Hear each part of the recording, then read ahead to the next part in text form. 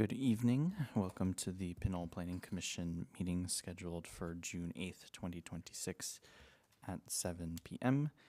And this meeting is currently being held at the Pinole City Council chambers at 2131 Pearce Street and also via Zoom teleconference.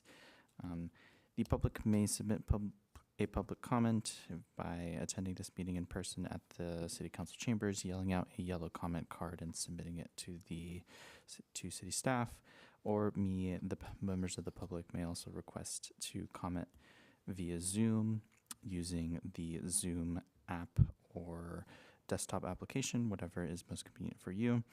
And the webinar ID for this meeting is 865-0537-5301. The public may also join via phone at 1-669-900-6833 or 1-253-215-8782 or 1-346-248-7799. Speakers will be asked to provide their name and city of residence, although providing this is not required for participation. Each speaker will be afforded up to 5 minutes to speak. Speakers will be muted until their opportunity to provide public comment. When the chair opens the comment period for the item that you wish to speak upon, please use the raise hand feature or press *9 if connecting via telephone, which will alert staff that you would like to provide a comment, and then press *6 to unmute. To comment with your video enabled, please let city staff know and that you would like to have your camera turned on once you are called upon to speak. Written comments can also be submitted to the planning staff before the meeting via email at dhanham@pinole.gov. Please include your full name, city of residence, and the agenda item that you are commenting on. There are other ways to watch this meeting live on Channel 28 and Channel 1070. Meetings are broadcast again on the following week on Channel 1070. Previously Channel 26, the Pinole Community TV program schedule is published on the city's website. This meeting is also live streamed on the city's website at www.pinole.gov/pctv. Meeting videos will remain archived on the site for 5 years. Pinole Community TV can also be streamed live via Roku, Apple TV, or Amazon Fire. Please note, on temporary notice, some Comcast subscribers may also be able to see Pinole TV government media programming on Channel 30 while the city is working out its FCC requirements. If none of these options are available to you, or if you need any assistance with public comment, please contact Planning Manager David Hannum at 510-724-8912 or at dhanham@pinole.gov. In compliance with the Americans with Disabilities Acts of 1990, if you need special assistance to participate in a city meeting, or if you need a copy of the agenda or the agenda packet in an appropriate alternative format, please contact the City Clerk's office at 510-724-8928. Notification of at least 48 hours prior to the meeting or time when services are needed will assist the city staff in ensuring that reasonable arrangements can be made to provide accessibility to the meeting or service. Please note that staff reports are available for inspection on the city's website at www.pinole.gov, and you may also contact the city clerk directly via email at hbell@pinole.gov. Persons wishing to speak on an item listed on the agenda may do so when the chair asks for comments in favor of or in opposition to the item under consideration. After all those persons wishing to speak have done so, the hearing will be closed and the matter will be discussed amongst the commission prior to rendering a decision. Any person may appeal the action of the planning commission or the planning manager by filing an appeal with the city clerk in writing within 10 days of such action. Following a public hearing, the city council may act to confirm, modify, or reverse the action of the planning commission, and the planning commission may act to confirm, modify, or reverse the action of the planning manager. The cost to appeal a decision is $500 with a minimum $2,500 deposit fee. Please note, if you challenge the decision of the commission regarding a project in court, you'll be limited to raising only those issues you or someone else raised at the public hearing or in writing delivered to the City of Pinole at or prior to the public hearing. Ralph M. Brown Act. In enacting this chapter, the legislature finds and declares that the public commissions, boards, and councils and other public agencies in the state exist to aid in the conduct of the people's business. It is the intent of the law that their actions be taken openly and their deliberations be conducted openly. The people in delegating authority do not give their public servants the right to decide what is good for the people to know and what is not good for them to know. The people insist on remaining informed so that they may retain control over the instruments that they have created. And with that, I'll be calling this meeting to order at 7:08 p.m. All those willing and able, please rise for the Pledge of Allegiance.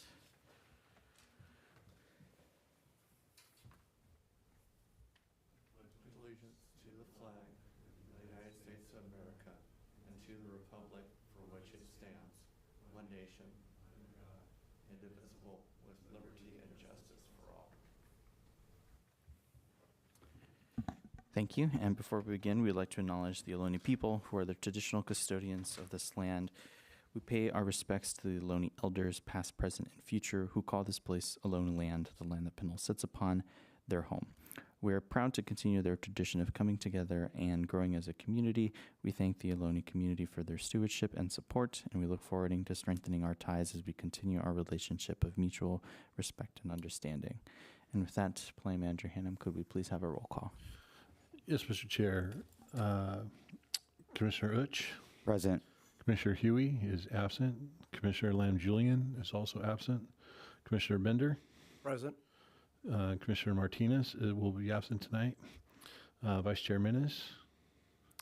Present, noting for the record, I had my typical ex parte communications with my email list about the topics of this meeting, and also noting that I had ex parte communications with Commissioner Utsch a few months back about item G, and checked briefly with Chair Sandoval, but did not have ex parte communications with him about item G because he'd already hit his Brown Act limit. Okay. And Chair Sandoval. Present. Let the record show that we do have a quorum for tonight's meeting, and so we can take action on all of our items on tonight's agenda. Thank you. And our next item, item E, is citizens to be heard. The public may address the Planning Commission on items that are within its jurisdiction and not otherwise listed on the agenda. The Planning Commission may discuss the items brought to our attention, but by state law, the Ralph and Braun Act, action must be deferred to a future meeting. Time allowed is 5 minutes. Do we have any citizens to be heard?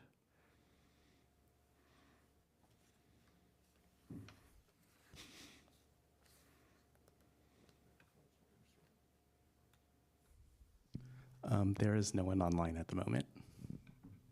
Okay, so that will take us to our next. There's no one currently online, no comments.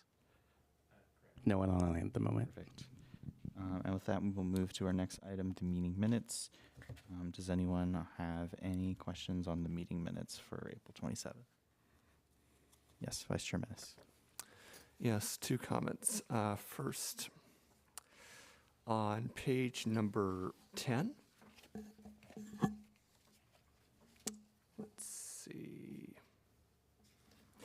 It says on line number 37, I believe it is. It says more precise language for future flyers could be used to ensure it was not as specific to Pinole and more generalized for the Bay Area. And I think what I said was the opposite, that it was to ensure that it was more specific to Pinole and not as generalized for the Bay Area. And that's on page 10 of the agenda packet, page 6 of the minutes as noted. And then on page 20 of the agenda packet,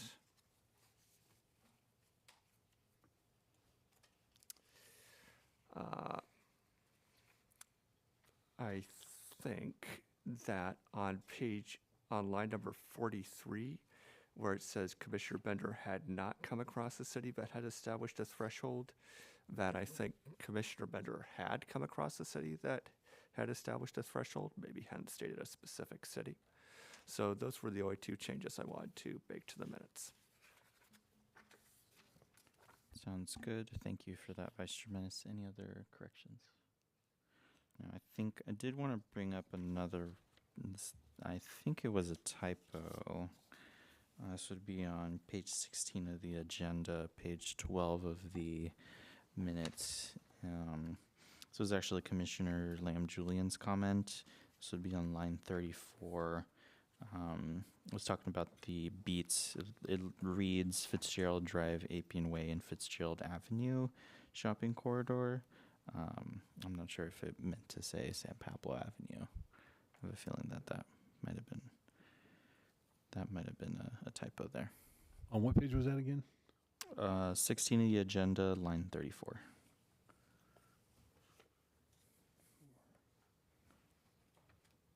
Kind of towards the middle of the page.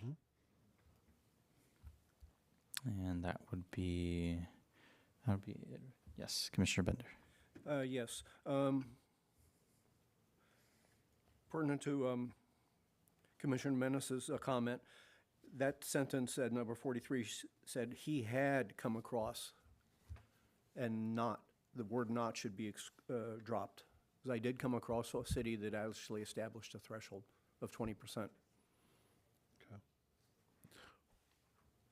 We'll make that. I don't remember that city. That meeting was a long time ago. Yeah. I'm Thank sure. you. I'm sure we can find that out. Any other corrections? Yes. Okay. In that case, I would like to make a motion to approve the meeting minutes for April 27th with the corrections as noted from the commission.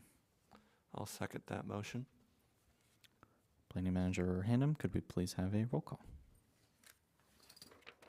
Commissioner Uch, Yes. Commissioner Bender, Yes. Vice Chair Menes, Yes. Chair Sandoval. Yes. Motion carried 4-0. All right, thank you with that. And the next item is item G, reorganization of the Planning Commission, selecting the chair, vice chair, and the ad hoc committee.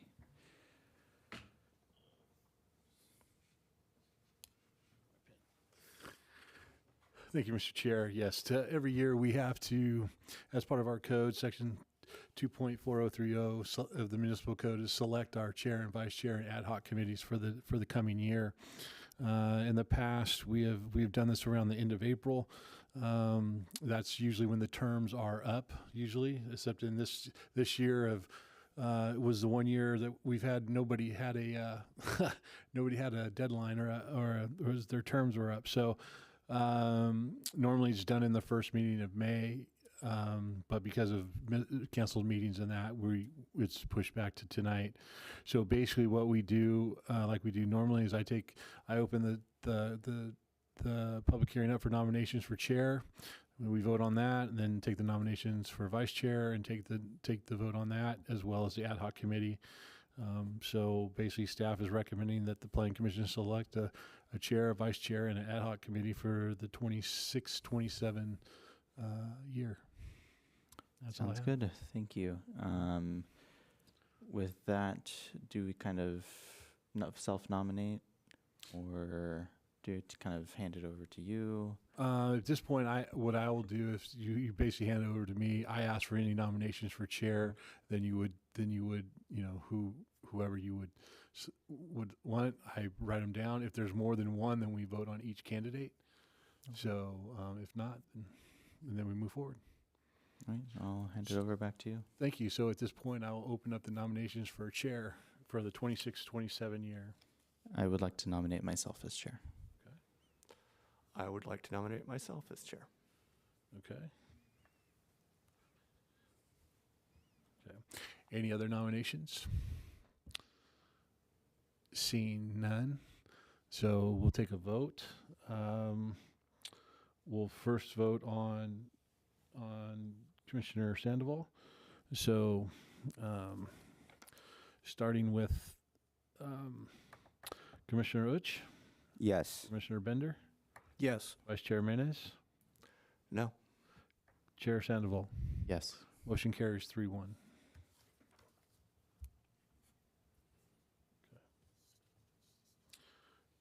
Now, if we, at this point, I have to, we have a second candidate, so I would need a motion or to vote for chair, or for chair for Commissioner Menes, Commissioner Uch, No. Commissioner Bender, No. Vice Chair Menes, Yes. Chair Sandoval. No. Motion carries 3-1. Motion fails 3-1. I'm sorry. It fails 3-1. So Commissioner Sandoval will retain the chairmanship for the 26-27 year. Okay, so now we open up the nominations for vice chair. There needs I would like to nominate Commissioner Uch as vice chair. Okay. I would like to nominate myself for vice chair. Okay. Any other nominations? Seeing none, we'll take a vote. Commissioner Uch, Yes. Commissioner Bender, Yes. Vice Chair, or Vice Chair Menace, Yes. Chair Sandoval. Yes. All right, motion carries 4-0 to elect Commissioner Uch as Vice Chair for the 26-27 year. Okay. And now for the ad hoc committee. So at this point, this I throw it back to the chair as appointments, because those were appointments made by the Planning Commission. So I would bring it back to you to appoint, or if there are members that want to stay on the ad hoc or do whatever. So at that point. Yeah, thank you for that, and thank you for the commission for selecting me for another year as chair. I'm very happy to keep some of the same momentum that we've been carrying for this past year. Regarding the ad hoc committee, can you friendly reminder of who's currently sitting on the ad hoc committee? Commissioner Bender, Commissioner Uch, or Vice Chair Uch, and Commissioner Menace. So, if you can ask if they want to stay on, or Did all of you want to stay on the ad hoc committee, or anyone wanting to exit, or it's up to y'all? I'll be exiting. okay. I would like to stay. I'm curious as to whether the committee will be meeting in a more routine fashion. It will be now that since I know we've been off and on the last couple months, and I have to do two things. One, I have to be very careful that we don't turn it into a standing committee, because at which point then it had to be agendized and Brown Act. Whereas now it's an ad hoc. You come together for a particular purpose. But because of our items have been really concentrated in just two at this point, we've had maybe a couple. That's why we've kind of missed some meetings in between. I've kind of done that purposely, but we will be, because we're looking to bring the outdoor dining policy and the objective development standards here in the next 60 days. So we will be meeting here in the next, and I haven't gotten my comments back from staff that I need to get comments back from to make the final edits. So I've made all the edits from the ad hoc committee. So once I get those, then I can finalize, bring back to the ad hoc committee. So that's the other reason why we haven't met. However, I will be meeting with staff to ask them if I can just, go through it. We'll make some changes, and we'll bring it to the commission. And it's got to go to the commission and the council again for final reviews. So we'll take a look probably one more time through the document, and then bring it forward. So yeah, you guys will be meeting here in the next few months. Okay, then I'm okay with remaining on the commission if that's acceptable to the rest of the committee. Okay. So what will happen is that at the next meeting, when we have the three other commissioners on here, we'll have to select one member out of those three members who are not here. Yeah, and I'd be interested, but also wanted to. We're kind of missing three. Right. I wouldn't want to shut them out if one of them is interested. Yeah. So in this case, without the other three commissioners, we won't be taking action? No, you can take action on No, you can take action on this. Yeah, right we now. can take action on two On of the the two. seats. On the two. On the two. Got it. So I'll go ahead and make the motion to appoint Commissioner Menace and Vice Chair Uch to the ad hoc committee. Commissioner Uch, Yes. Commissioner Bender, Yes. Vice Chair Menace, I'll second that motion, and yes. and Chair Sandoval. Yes. Good catch there. So in that case, this will just come back to us at the We'll next. come back to the next meeting, Okay. or just like the third one. Sounds good. And all right, so that will take us to item H, which is public hearings, which tonight we have none. Item I, old business, we also have none, and that takes us to item J, new business, review of the proposed preliminary capital improvement plan fiscal years 2026-27 through 2030-31 for consistency with the general plan. Thank you, Mr. Have Chair. a- And we have our Public Works Director Hebe Ogunde to give a presentation on the capital improvement plan. Thanks so much for being here. And yeah, we look forward to seeing your presentation. Thank you. Good evening, Chair and Commission members. Heba El-Gandi, Public Works Director. I will provide summary information on the CIP overall with a focus on fiscal year 26-27 projects. Because of the extent of the information on the individual slides, consistency with the general plan policies and goals are listed towards the end of the presentation, and they are also included in the agenda packet. Next slide, please.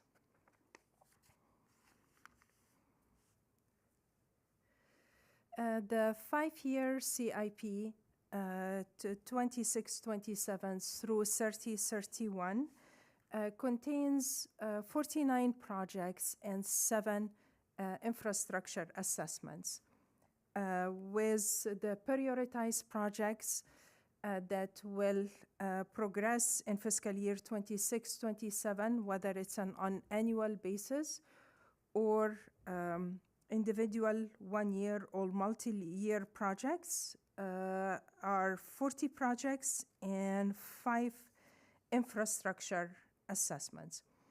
The capital budget for 26-27 will be adopted by the City Council, while the remaining years are for planning purposes. Next slide, please. In response to the Council's direction, the project prioritized as high, medium, or low based on a number of factors, including whether they are being carried out to respond to mandated targets and associated reporting to the Water Board, for example, on the stormwater projects, whether there are standard requirements such as the MUTCD, the state requirements, whether there are existing deficiencies that would have significant impacts, not development related, but significant impacts if left unmitigated. And whenever we have grant funds with specific deadlines to meet these grant requirements.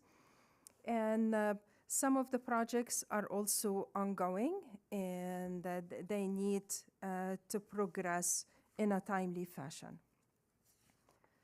Next slide, please. The projects are categorized under facilities, parks, roads, and infrastructure assessments. With regards to the facility projects, we are planning to continue with upgrades of various city buildings. The first project is actually battery storage, fully funded by grant, to install battery storage to supplement the solar panels at the youth and the swim center. The second project, we were actually planning to pursue this fiscal year, but with the limited resources, it was impossible to upgrade the tiny tots, and the $250,000 are intended to upgrades the kitchen area, the bathrooms, and more importantly, the playground. Out of respect of your time, I will try to go through the projects relatively quickly, but please stop me and ask questions if you have any. Next slide, please.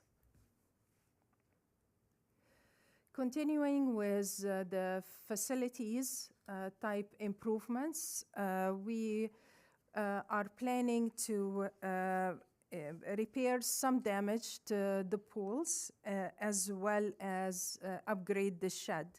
We've already upgraded the electric panels. We replaced the 2 pumps we installed an auto filler. We already implemented a number of improvements, and we also installed a mini split HVAC system. So this is just continuation of additional upgrades. The following project is mainly funded by a grant in a total of $952,000, with $600 planned for expenditure in 26-27, in addition to $118,000 of Measure S local match, which was $40,000 in year 26-27. And that's for the installation of EV charging infrastructure at a number of city facilities, including City Hall and the Senior Center.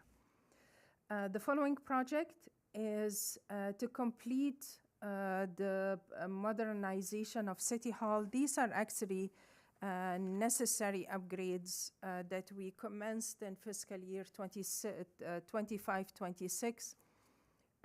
We upgraded some of the workstations to accommodate the team members more efficiently. We replaced some of the carpets in damaged areas, some minor upgrades in general, and the $100,000 are remaining from fiscal year 25-26 and are being reprogrammed in 26-27 to complete the work of the front counters in the first and second levels. Next slide, please.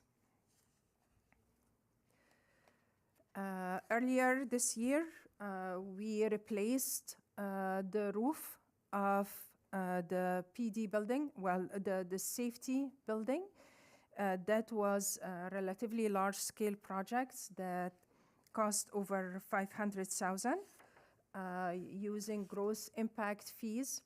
What is referenced here, the additional $170,000, that's mainly for clearing the vents, for replacing damaged areas of the flooring, and some minor additional repairs. The following project is for upgrades to the senior center, not so much modernization. We're trying to start by improving existing conditions first.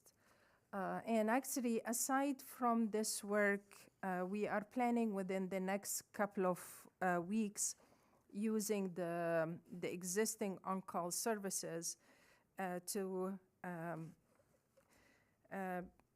I'm sorry, I'm not feeling well.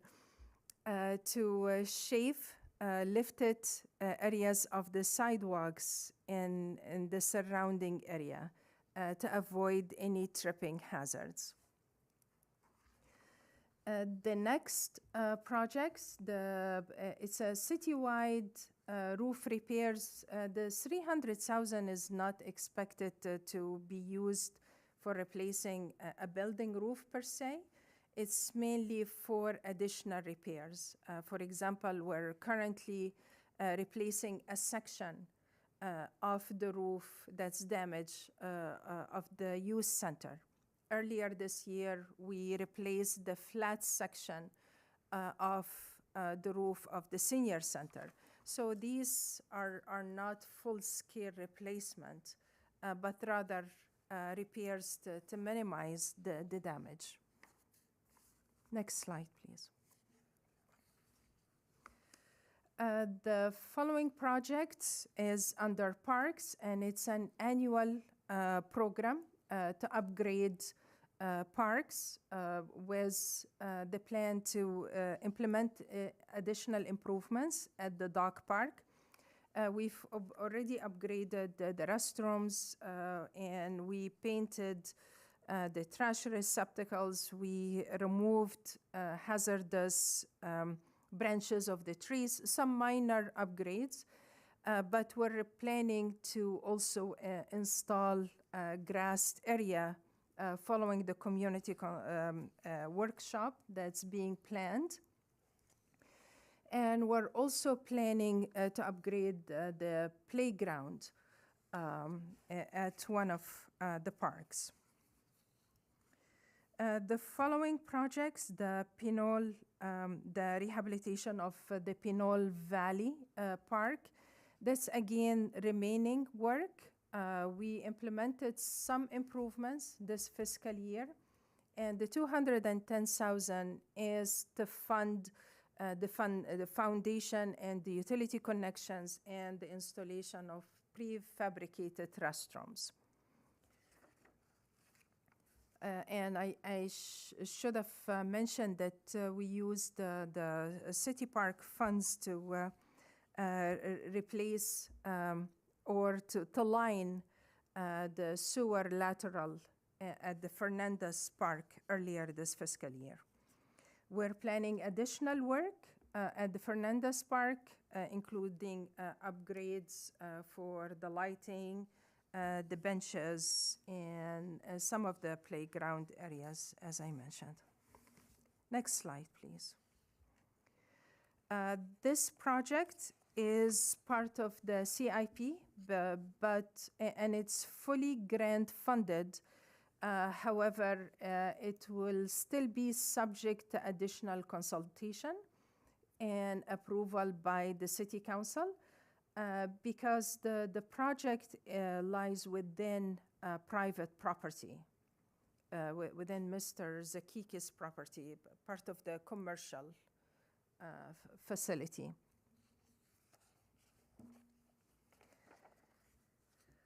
The following project is also scheduled for the upcoming fiscal year to upgrade the skate park, including the installation of the retaining wall. Next slide, please.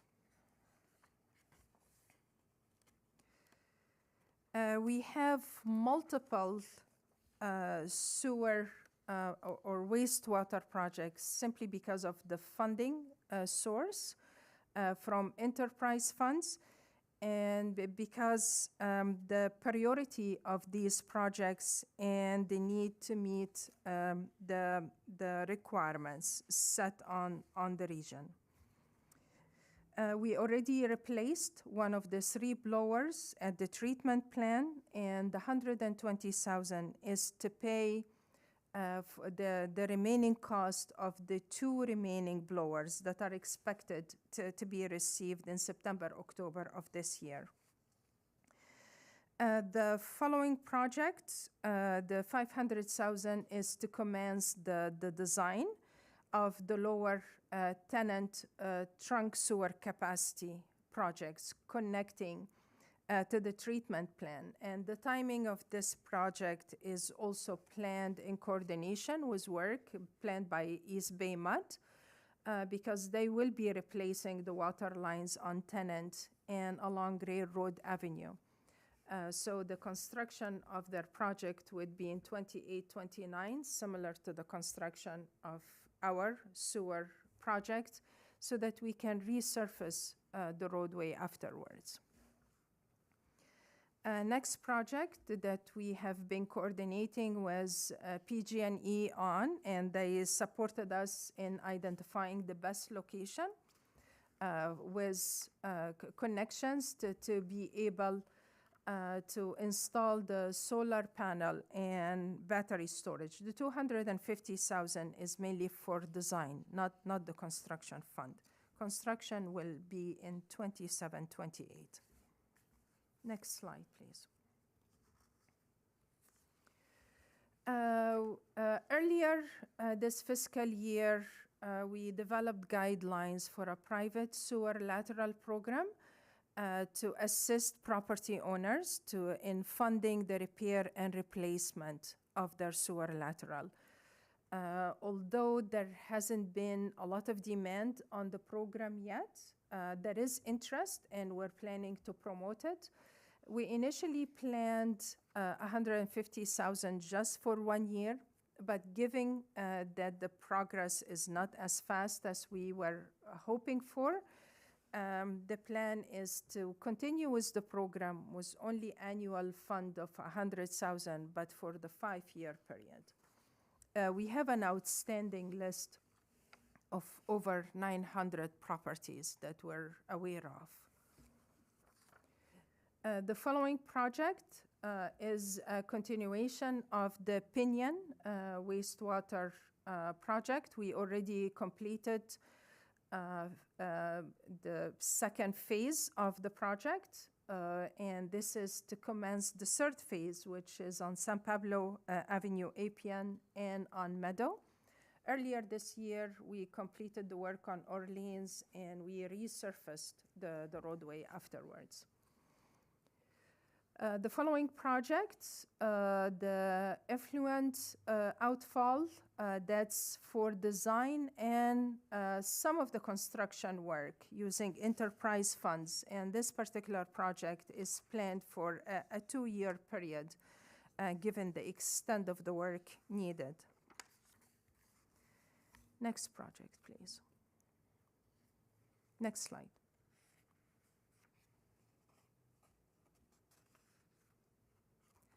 Actually, the earlier slide, please, David. This is a rehabilitation project that was planned for 25-26, but again, the available resources did not allow to proceed with it, and we're planning to pursue it in fiscal year 26-27.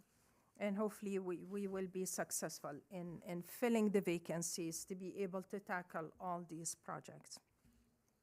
We already commenced the upgrade of the treatment plant lab, and the 200,000 is for the remaining work, mainly for replacement of the cabinets and the countertops. We've already ordered the appliances.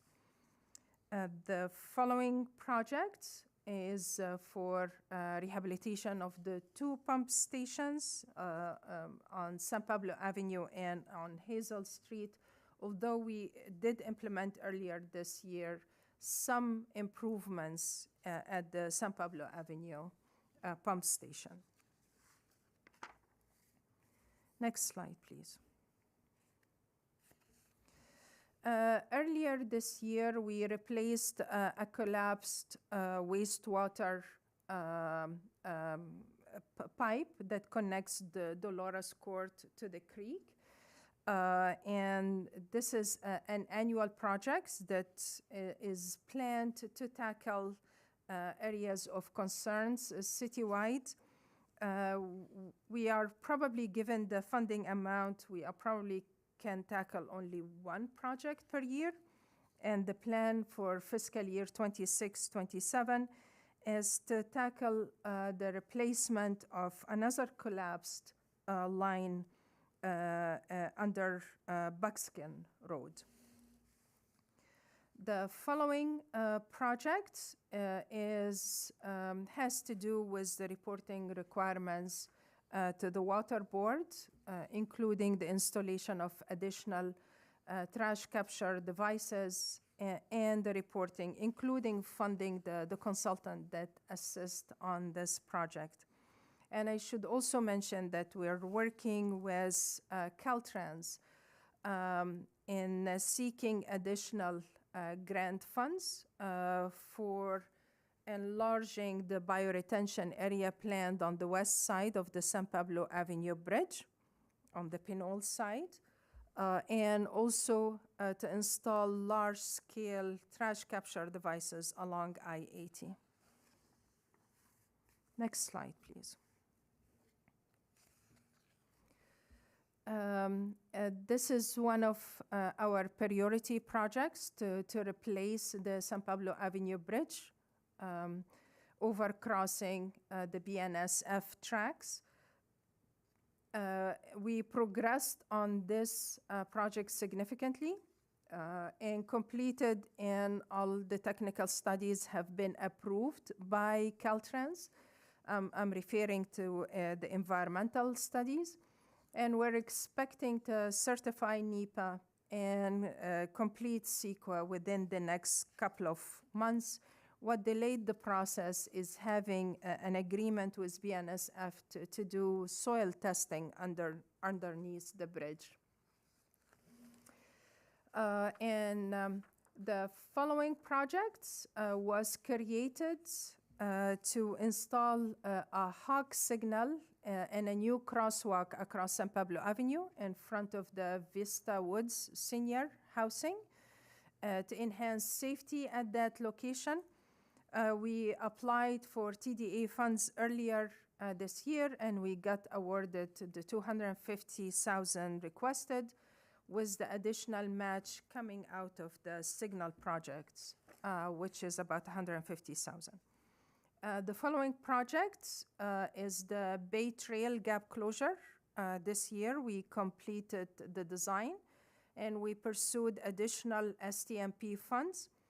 What is shown here is only what's dedicated for fiscal year 26-27, because it's the project the construction will take place over a 2-year period. But I should mention that we applied for and got awarded $700,000 additional of regional STMP funds. In fiscal year 26-27, we will be implementing the improvements along Railroad Avenue. And in 27-28, we will implement the improvements across the railway tracks to close the gap in the Bay Trail. Next slide, please. The pavement rehabilitation projects, actually today was the due date for receiving bids on the first round of the pavement rehabilitation. We received 5 bids, and that's for rehabilitation of segments on Pinole Valley Road, mainly slurry seal types 3 and 2, and grind and overlay on Shea, and slurry seal on Marlesta.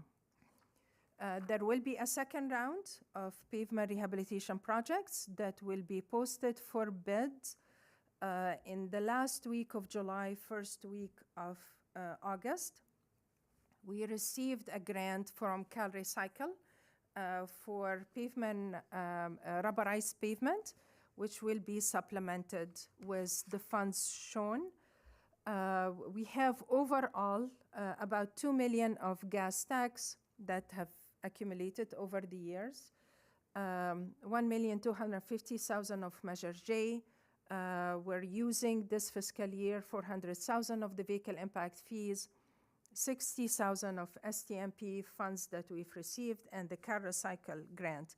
I'm also utilizing another $350,000 from other projects, the signing and striping projects, and the curb ramps.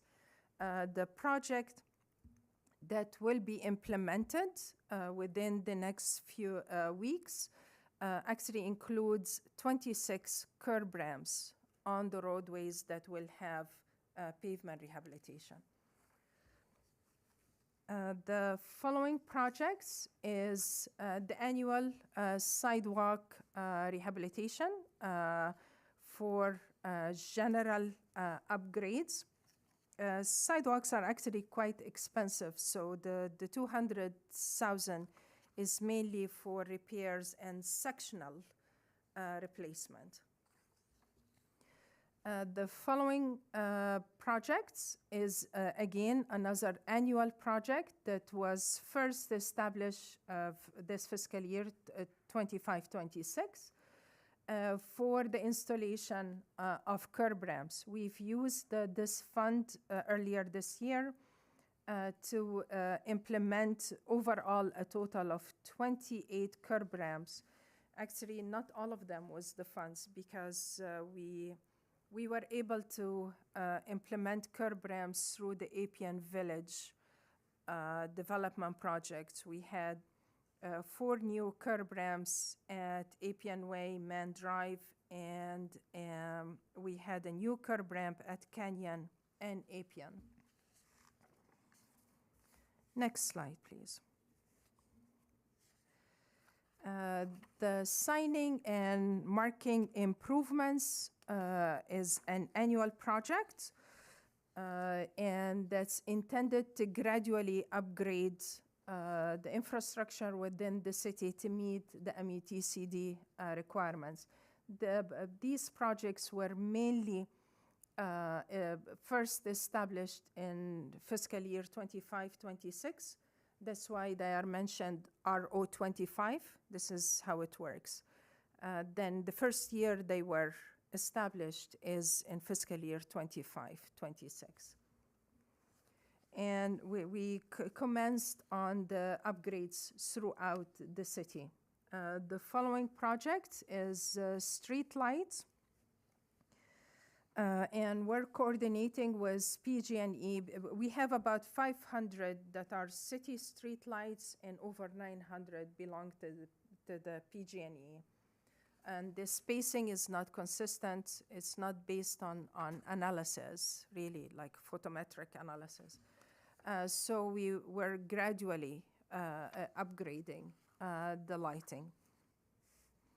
Although we used some of the funds this year to upgrade the lighting at the tennis court and replace it with LED to reduce the energy costs. The following project is another annual project for upgrading the signals with the various required upgrades to meet current standards. Within the next few weeks, we will, before the end of the fiscal year, we will be installing ADA compliant pedestrian push buttons, like at the right height, the type of push buttons themselves and so forth, at 18 of the 22 signals. The remaining 4 are already compliant. We coordinate with the county. They maintain and operate the signals for us. And this work is going to be implemented through the county. Next slide, please. This is an annual program, although we shifted the funding, the $350,000 from Measure S, which is housed in the general fund, to vehicle impact fees. And it will continue to be funded at the same amount annually for at least 4 fiscal years. Because last year, or this fiscal year, it hasn't ended yet, we divided up the city into 5 zones. And we're close to completing the work in Zone 1, basically potholing, minor repairs to the street lights, replacement of signs, and improvements in pavement marking. Next project that is actually required by Caltrans to be completed by the end of the year to upgrade the 2004 ADA transition plan. We were planning to do that in 25-26, but the proposals we've received exceeded the funding amount that were originally budgeted, so we increased it to $350,000. The following project is being funded mainly by HSIP grants to install RRFP, and we completed the design this fiscal year. We will be constructing the improvements in 26-27. And the RRFP are at Pinole Valley Road, Savage, San Pablo Avenue and Keenon, and San Pablo Avenue and 3rd. Next slide, please. I'm referring here that this is a high priority project only for fiscal year 26-27 because we're combining the funds as part of with the pavement rehabilitation project to increase the scale of the work that we were planning. But in future years, we haven't secured the fund for that project yet for establishment of traffic calming on local residential streets. Similarly, for the Safe Routes to Schools, that's an annual program that was established in 25-26, but funding hasn't been secured for the remaining years yet. The following project is medium priority for the Old Town traffic calming, and it's mainly to improve the overall environments through street furniture, upgrades on lighting, and upgrades in installing additional ADA-compliant curb ramps. The more significant upgrades to the downtown area is being planned after construction of the San Pablo Avenue Bridge replacement, because we're expecting there will be significant amount of truck traffic along the corridor. But we're planning to resurface the roadway, and we're working currently with the county using grant fund on the preparing a study that evaluates traffic conditions, safety conditions, and the various complete street components along the corridor. Next project is a regional project. The 100,000 shown there is just our city local match. The design has been completed and will be implemented within the next few months. It's being prioritized among the different cities that are part of this project. Next slide. As I mentioned, that's the San Pablo Avenue bicycle and pedestrian gap closure that we are coordinating with the county. The following is the storm drain master plan, which has been ongoing, and it's being planned for completion in around September, October. We actually had to expand the modeling work and utilize future land use assumptions in identifying the capacities needed for the various links within the network.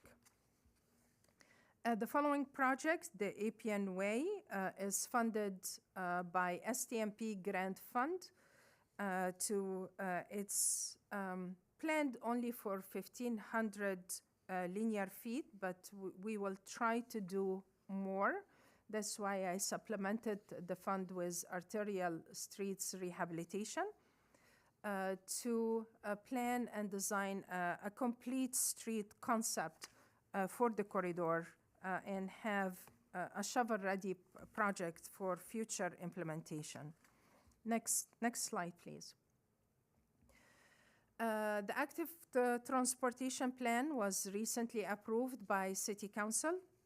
However, because the community consultation took place a few years back, we progressed on completing the ATP and getting it approved by the City Council. However, there were concerns raised by a community group that they would like to have additional community consultation. So the 20,000 is to accommodate a workshop planned to take place in the month of July and possibly additional revisions to the plan. And it will be considered again by City Council in September. I should mention, however, that having an approved ATP allowed us a couple of weeks ago to be able to apply for SS4A grant for a complete street project along Pinole Valley Road, Tennant Avenue. That's 3.6 miles. And we utilized the recommendations contained in the ATP. The following infrastructure assessments, again, is to complete the recycled water feasibility plan and some changes to the assumptions made as part of that plan. Next slide. The CIP was considered by the Infrastructure Subcommittee on May 13th, and revisions were carried out based on the recommendations, and the revised CIP was reviewed by City Council on May 19th and again on June 20th.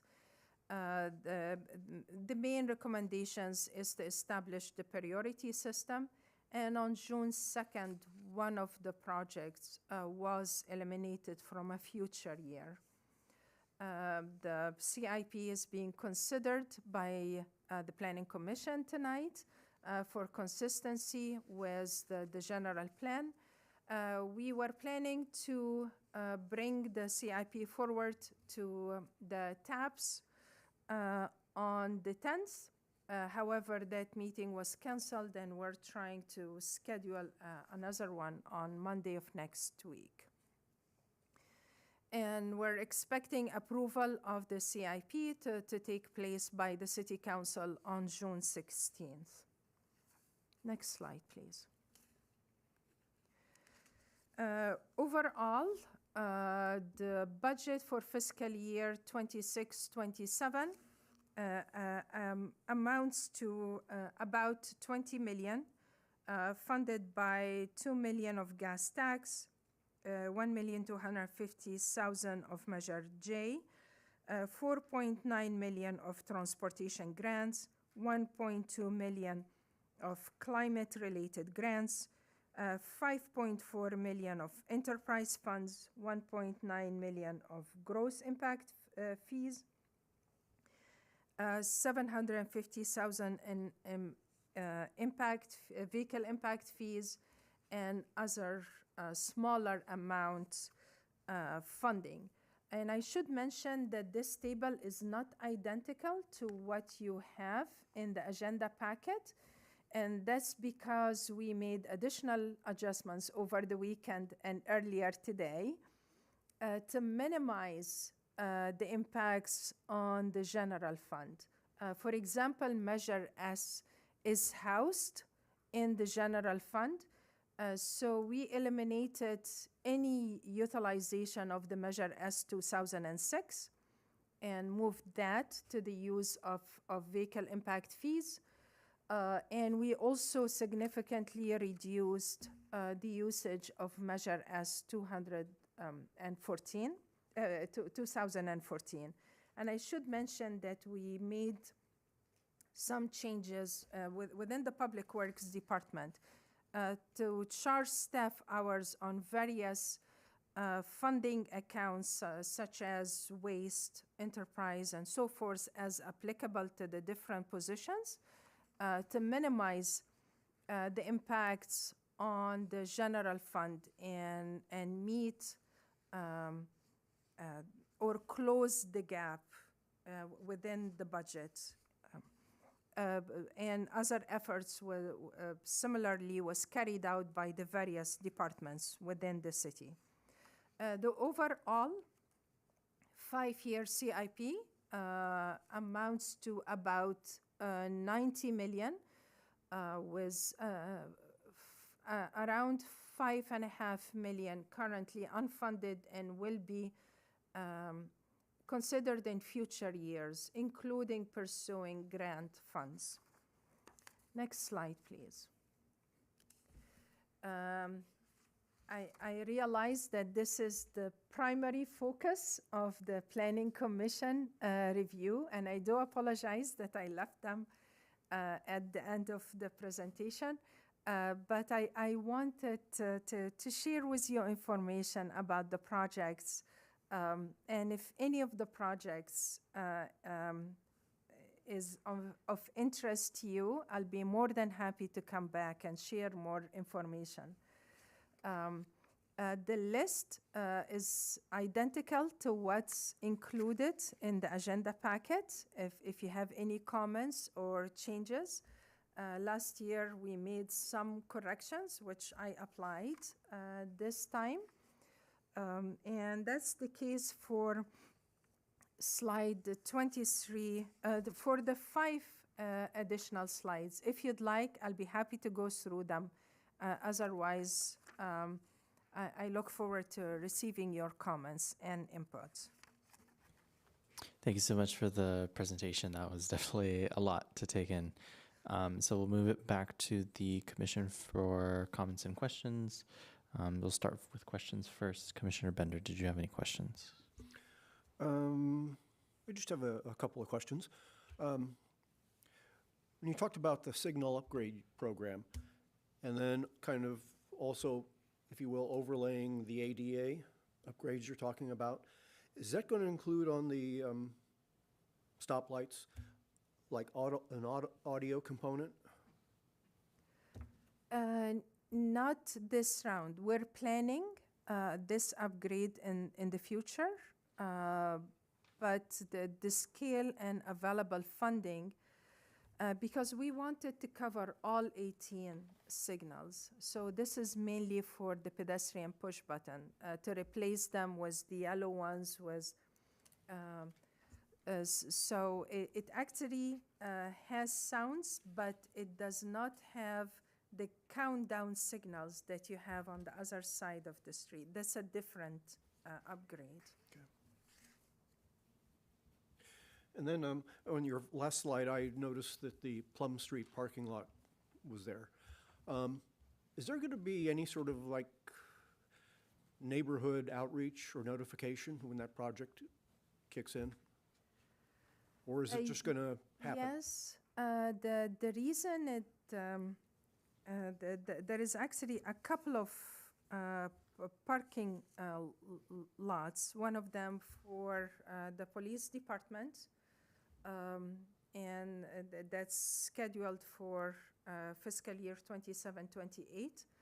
And there is another site that again was scheduled to a future year because we're hoping that it could potentially be considered for redevelopment. And both of them will definitely involve community outreach and consultation. Yeah, when I say that community outreach, I mean like the notification within a certain radius.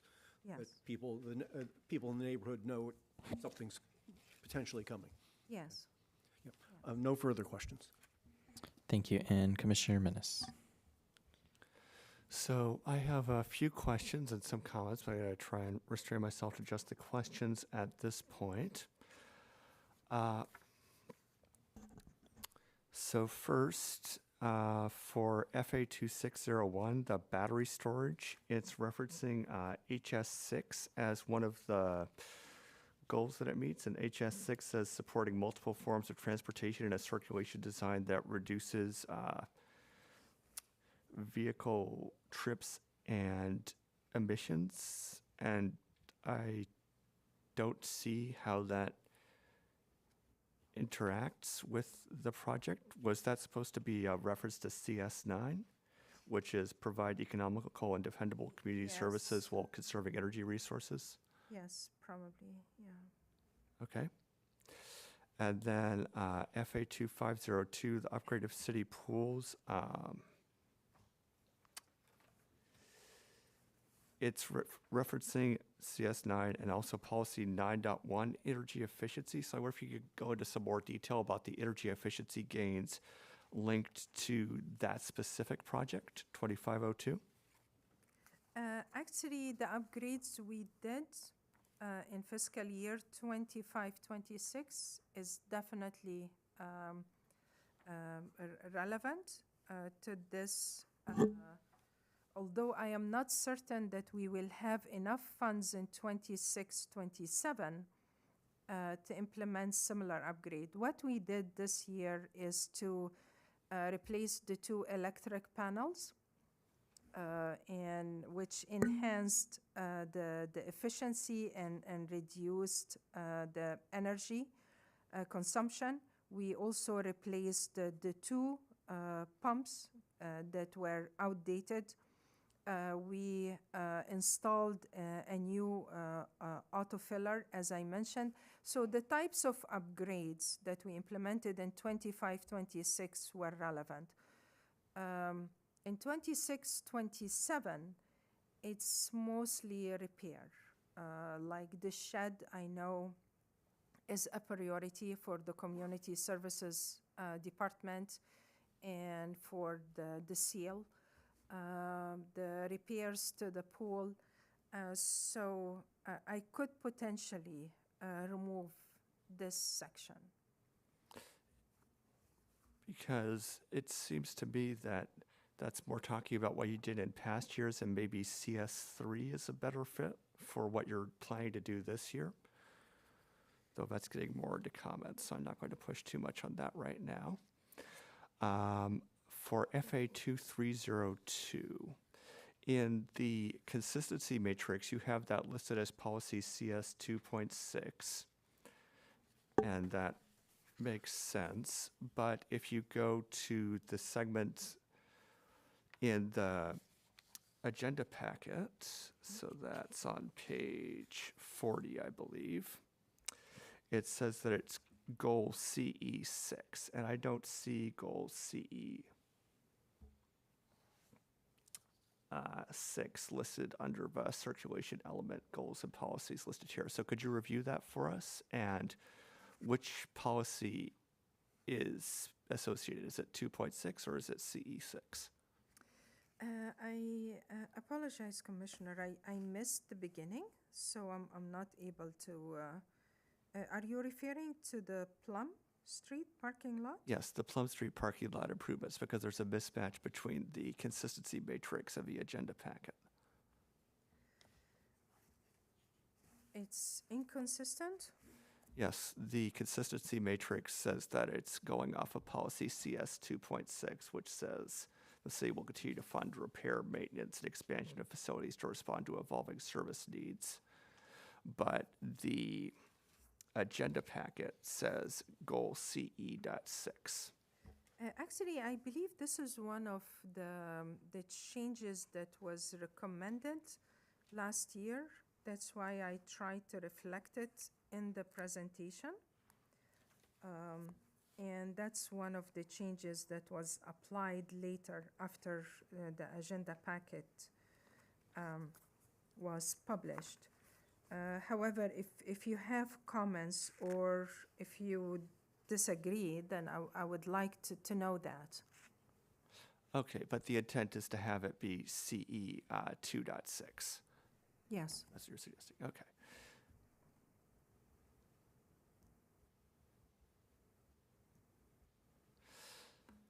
And then this is a comment about formatting, so I'll save it for later.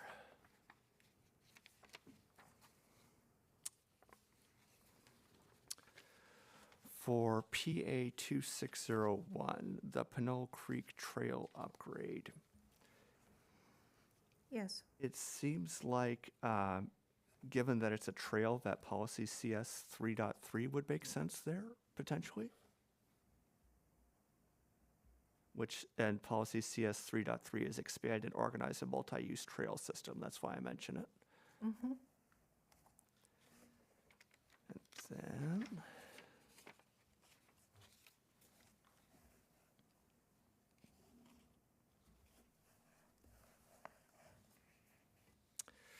for SS 2406, so that's on page 54 of the agenda packet, there's a few goals where I'm not sure that they fit. It's got goal CS7, minimize flooding, and policy CS 7.1, ensure the storm drain system has adequate capacity to minimize street flooding. And You're referring to SS 2406? yes, the solar and battery project. So I was curious as to how that links up, because that seems like more of a sewer plant project rather Yes. than a stormwater one. Mm. Is it because without the backup functions there will be flooding? No. This actually has a different purpose at the treatment plant to minimize the energy usage, and because also we're planning to replace the fleet gradually to zero emission, including electric vehicles and equipments. So this project is for the installation of the solar panels and battery backup to that, although it's just the design that's planned. That's actually a mistake. I will look into that. And I very much appreciate your review, by the way. I knew that you would tell me what to change. Thank you. I'm glad that people appreciate my comments. Let's see. So I have a comment on page 58, but that's more of a comment rather than a question, so I'll leave it for now.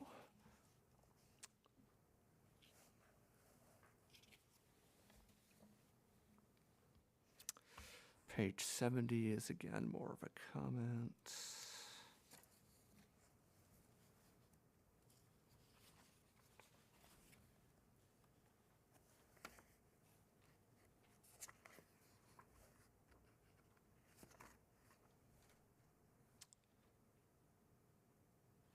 I guess on page 75, so the RO2403, the Old Town traffic calming. I know you already mentioned that a lot of this is going to be functionally delayed due to the infrastructure demands that are going to be caused by the bridge replacement. Yeah. How much of it is relying on the completion of the parklet review and outdoor dining and all those various subtasks? That is a good point. Within the next few weeks, I'll be working with David on the different requirements. But actually, we could potentially utilize this fund to support the plan for the downtown area and help somewhat change the overall environment until we're able to do more considerable work in the area. Yeah, and there's also, just for commission, there's also a lot of improvements that are slated as in the specific plan itself already. So I know that when we were doing the active transportation plan and we were doing some of those, we tried to make sure that all of those design components were as included as well, so that in the future, when this project came up, that we would have multiple documents that we would be choosing from. The outdoor dining would only really complement. It really wouldn't affect too much of what the improvements are, since these are more of the ramps and changing the ramps, and that most of the other design components would come at a later date through different style of projects. So. And actually, the study that we're working with the county on, it's going to have an advisory committee. So once that's is established, I will bring it forward to the Planning Commission and to City Council in hoping that we would have representation. We've been collaborating with the county on scoping the study, on the selection, and Kimley Horn will be working on this project. On the selection of the consultant, budgeting, and all that. Our contribution financially is only to $25,000. It's mostly grant funded, so most of our contribution is staff hours and advice from the committee that is under development.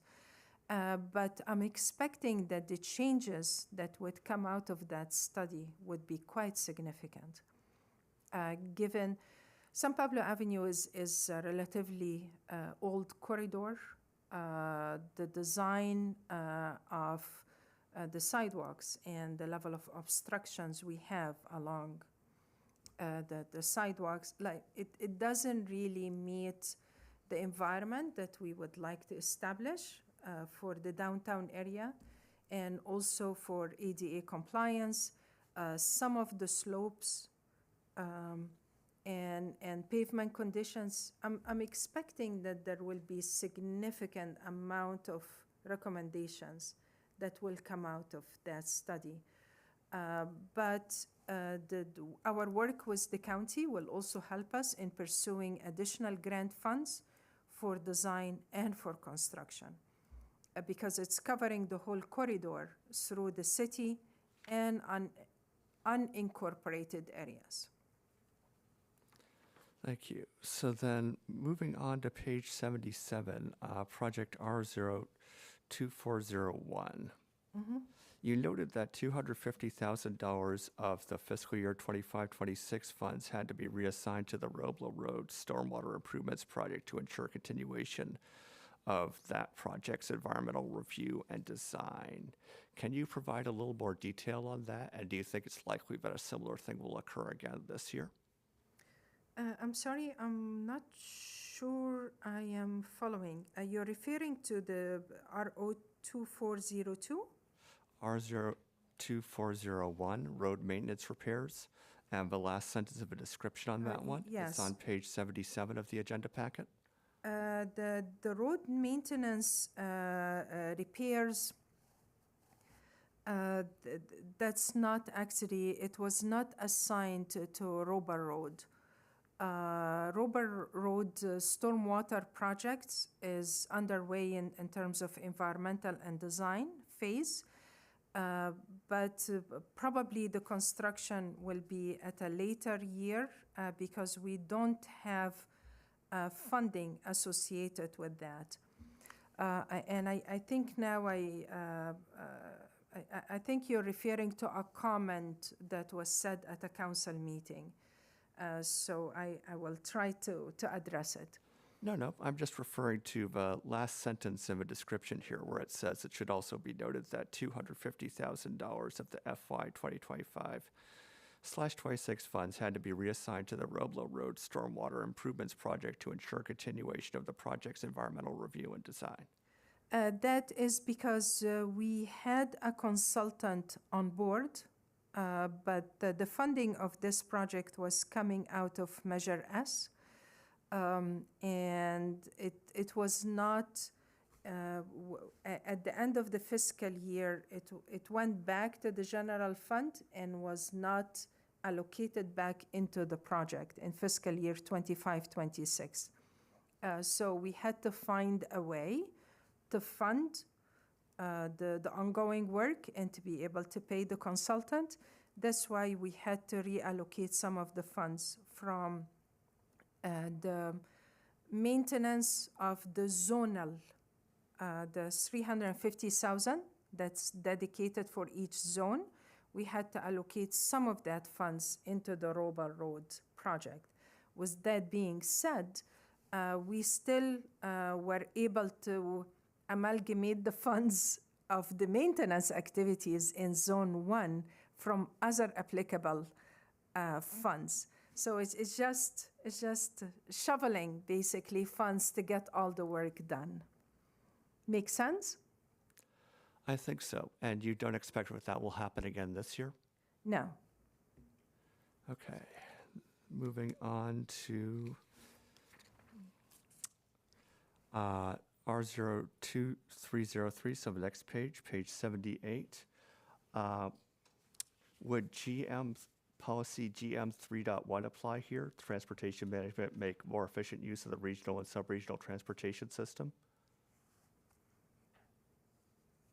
Could you please repeat the number one more time? For the project or for the policy? The policy. GM 3.1.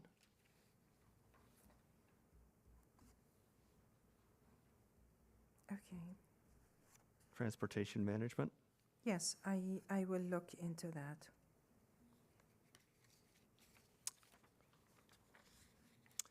And then for the next page, this is more of a comment, so I'll leave it be for now. Comments. So on page 82, R01902, it says that if a grant is awarded, the city will need to match $345,000. Do we know if that grant was awarded? You're referring to the Tennant Avenue Bay Trail gap closure? Yes. Actually, I will adjust this comment. This is the project that we were awarded $700,000 additional of STMP funds. And just earlier today, we applied for a grant fund for the improvements across the railroad tracks. We applied for another one a few weeks back under the federal state partnership grant programs. So we're not expecting that there will be local match. Definitely not in fiscal year 26-27. Great, that's good to hear. So then moving on, let's see, anything else?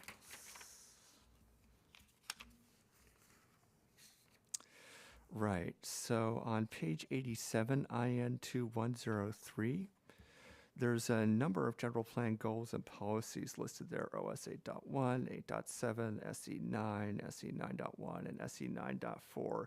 And I don't see any of those listed in the glossary of goals and policies attached to the document. So would you mind going over those briefly for us? I know I made some changes in the presentation relative to the packet. So it's hard for me to review both currently. Okay, just wondering, because we do have, for example, lots of other SE elements listed, but we don't have SE9 or any of the policies under it, or the OS one, so it's difficult to determine whether it's in conformity. I can always look it up. Let's see. I'll look it up. And I think that's all of my questions for now. The remainder is more in the line of comments. Thank you, Commissioner Menace. Vice Chair Uch. Hi, so I have one question. So looking over, at least on the general plan matrix, I noticed that in terms of the projects, only two have the listed 2024 Climate Action and Adaptation Plan, and I'm wondering why only those two projects specifically, which is in reference to the battery storage at the Youth and Swim Center and the zero emission vehicle and EV charging infrastructure, when there are, I would argue, looking over the project listed, that would fit within the Climate Action Adaptation Plan, such as many of the city municipal owned buildings having installation of new solar panels and batteries and such. So I'm curious, why is it that there's only two listed? And why is it generally pretty broad when within the Climate Action Plan, I think in terms of looking at it, it'd be good to specify which specific policies as listed, just as looking over how the general plans are listed, policies like GM, CS, and that such. I'm just curious on that reason. I'll be happy to add more if that's your recommendation. I simply went ahead with the list that we established a number of years back and continued with, which like policies and goals from the general plan. But if your recommendation is to add elements from the climate adaptation plan, then by all means. Thank you. I guess I do have a few, recommendations, but I'll say that for our comments sections. Thank you. Going on to some questions from me. I did have some general, just kind of questions for a lot of the facility improvements. Mm-hmm. Do you see that they typically are coming under budget or over budget? Like, have any of the rising costs kind of affected the final cost of some of these projects? The increased costs, not just in the material, but also in the transportation, definitely affected how much we can do. With that being said, we work within the available resources. So we're constantly making adjustments to the scope. And actually, with the facilities, we have some flexibility to scope it as we go to what we can afford. Like, for example, when we replaced the two compressors of the HVAC system of the PD building. We scoped it depending on the available funds.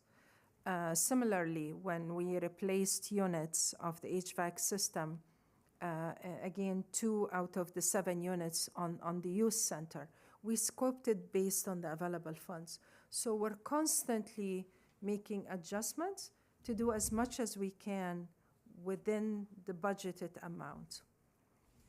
Okay, thank you for that. And then I did have another question on, this was one a little bit more on wastewater. I noticed that there's a lot of projects and the CIP that are sewer related. And I just kind of wondering if you know the share of how that cost is burdened, because we share, the city shares that cost with the city of Hercules, correct? For only the projects within the treatment plant that are split almost 50-50. For But for sewer-related projects within the city, those are solely funded by Pinole. Okay, and then just for clarification, the funding, when it's listed at the summary of the cost, that includes the funding that's also would be coming from the city of Hercules? Yes. Okay. Yes. Thank you for the clarification on that. Kind of a little bit kind of related to that one was how much coordination do you have with East Bay Mud on some of the work that they're doing? Do you find that they're helpful? Do you find that they're easy to cooperate? And kind of as a follow-up to that, does the repaving for any sewer work that's done, and the repaving that's done after the sewer work, is that included in the road rehabilitation cost, or is it separate? In terms of coordination with East Bay Mud, we actually have now regular coordination meetings. They have a great team. It's just all about the communications, right? Building relationships and trust. Because the same way we need information from them, they need information from us, and coordinating projects would benefit both agencies. The resurfacing of Orleans, for example, that was funded using enterprise funds because of the damage caused by the sewer project to the pavement conditions. East Bay Mud did not contribute to that because they didn't have any work. We actually, the contractor actually damaged the water line, and they came and fixed it on a number of occasions. That is not the case for the tenant improvements that are planned, because we're planning to replace the sewer line at the same time they're replacing the water line. So it's likely that we will split the cost in resurfacing. We will have 2 trenches, basically, and it's likely that we will resurface the whole width of the roadway, and we will collaborate with them on the funding of that road work. Thank you for that. That's helpful to know. And then I did have a couple of questions specific to a couple of projects. The first one was FA 1901. This is the Senior Center Auxiliary Parking Lot. I kind of see in the description that the city had awarded a contract in 2021, but it's been a few years, and it looks like it's been deferred till 2028. Is there any kind of concern that the city would be outside of its obligation for the contract, or is there any kind of fiscal burden, or is it just kind of something that was already paid for, or is it just whenever the city decides to move forward with that project? Actually, with regards to this project, it has not been a priority, and the hope is for this location to possibly be redeveloped. Okay. Like was the city receiving a development application rather than its utilization as a parking lot.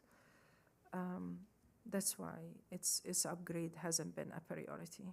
Okay, no, I perfectly understand that.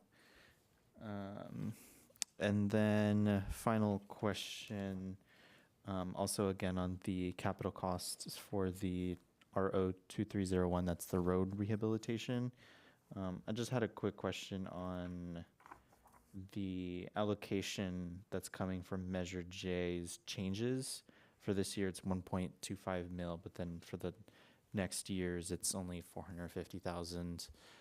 Just curious if that's because it's unclear how much revenue would come in, or was that a city council decision on how much they would allocate?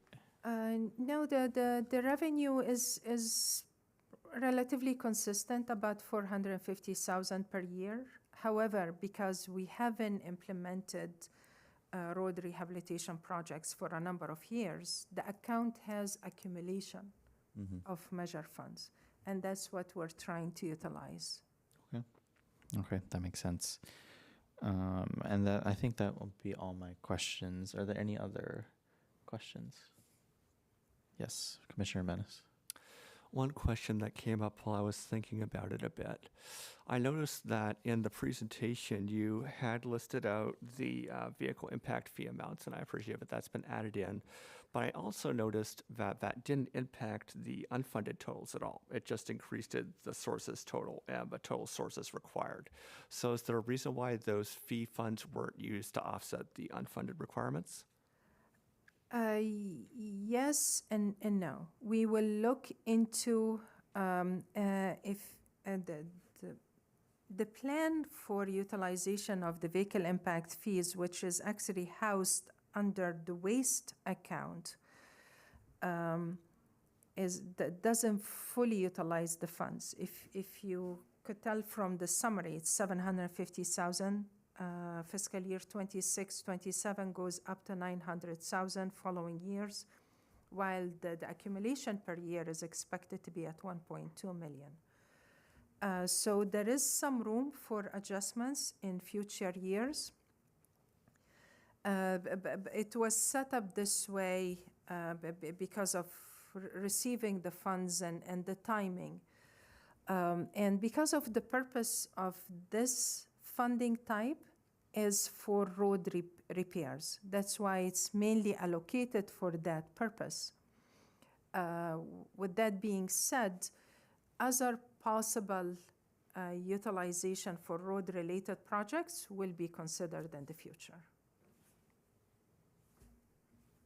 Okay, so you'd say that it's mostly just a matter of timing, that the unfunded projects were mostly set to be outside of the road area, so the vehicle impact funds couldn't be assigned to that.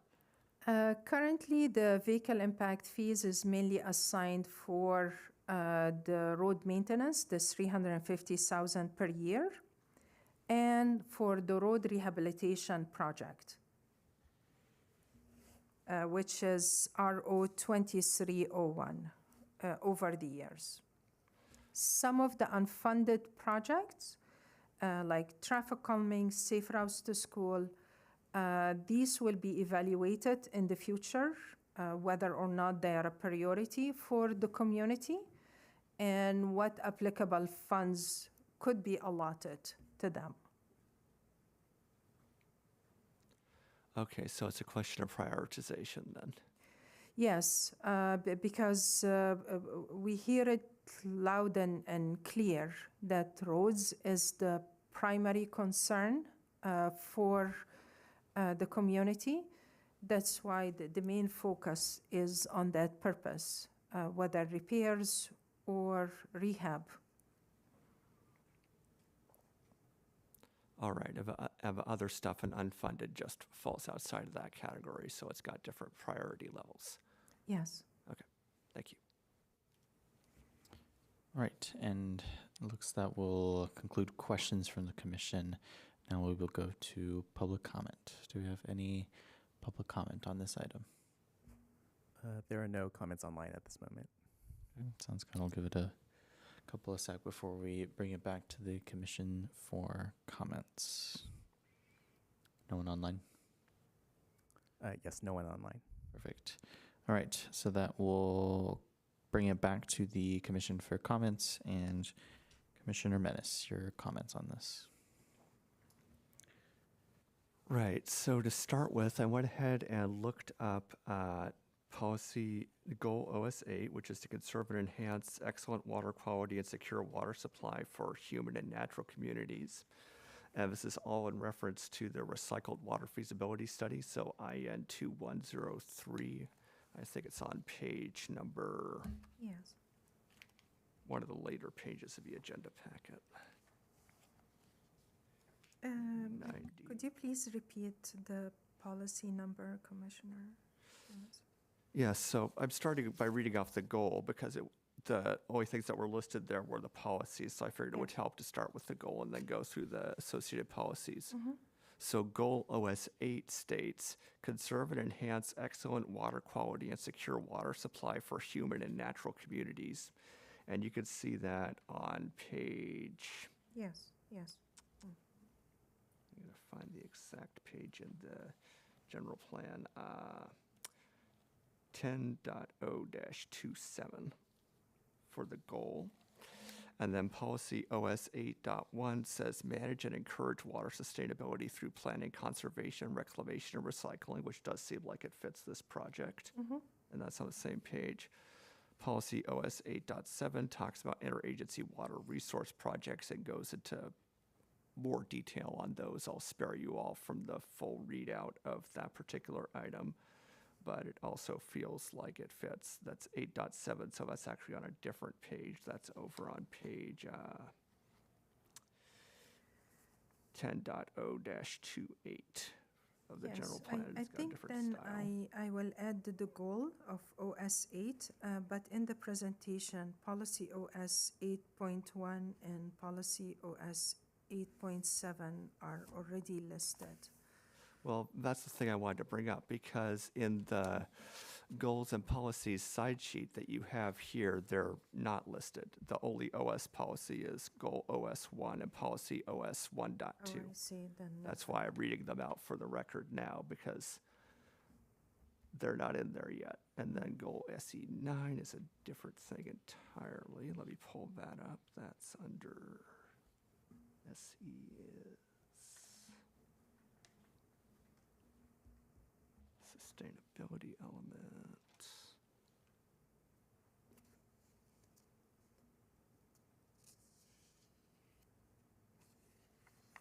So goal SC9, you could find that on page 11.0-25 of the general plan, and it states protect, preserve, and enhance the natural resources of Pinole. And then policy SC 9.1 on the same page says encourage policies to prudently manage water resources to sustain plant and animal life, support urban activities, and protect public health and safety. I'm not quite sure that one fits. Action SC 9.1.2 does a bit, but I'm not going to push too hard on that one. And then policy SE 9.4, that's on page 11.0-26 states establish programs and policies to increase water conservation and the use of recycled water, which definitely fits for this project. So yeah, I just want to make sure all those items are added into the goals and policies sort of reference sheet for the reference of, other bodies that are looking at this.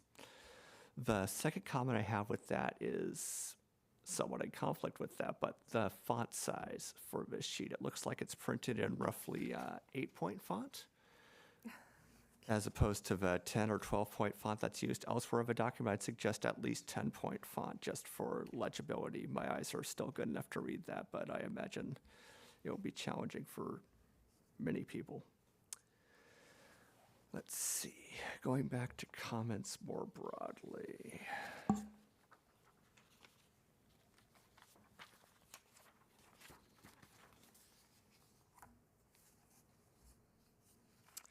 So on page 91, you've got some of the sustainability element policies listed, but you've got policy SE 1.3 listed after policies SE 3.1 and 3.4. Probably make more sense to have it before them just in terms of numbering and order.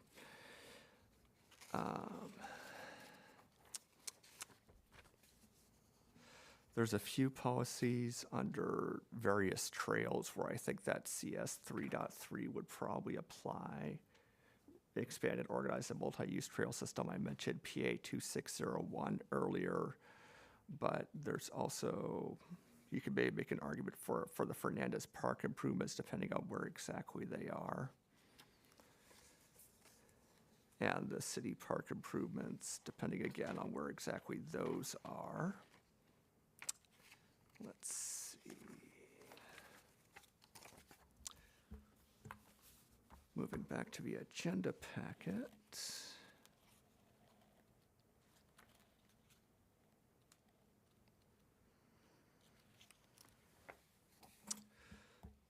So just confirming on page number 40 of the agenda packet, the intent there is to have a reference to CE 2.6, not goal CE 6, correct?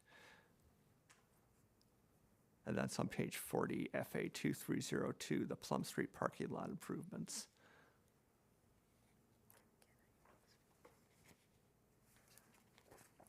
Could you please repeat your reference?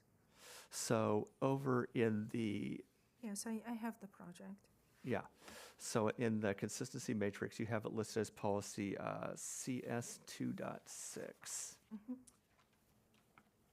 Which seems like it fits reasonably well, but in the agenda pack, you have it listed as goal CE6. I assume the intent there is to have it read CS 2.6. Yes, yes. Okay. And the project charter and presentation, it's CS 2.6.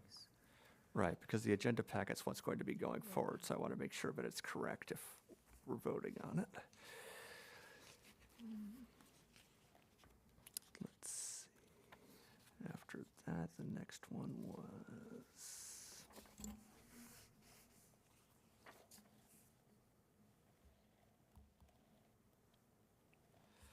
I think we already went over my comments on questions on page 54, but that was just a past item, and that goal CS7 and policy CS7.1 are more related to prior year works rather than this one, so it's okay for us to strike those.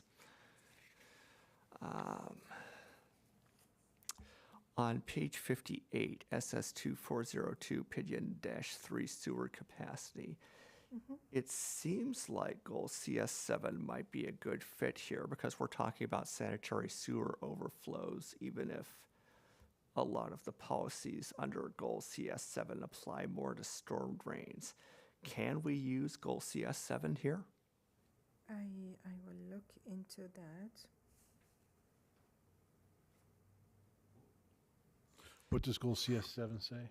Goal CS7 just says minimize flooding, which seems like it fits here. It's generic.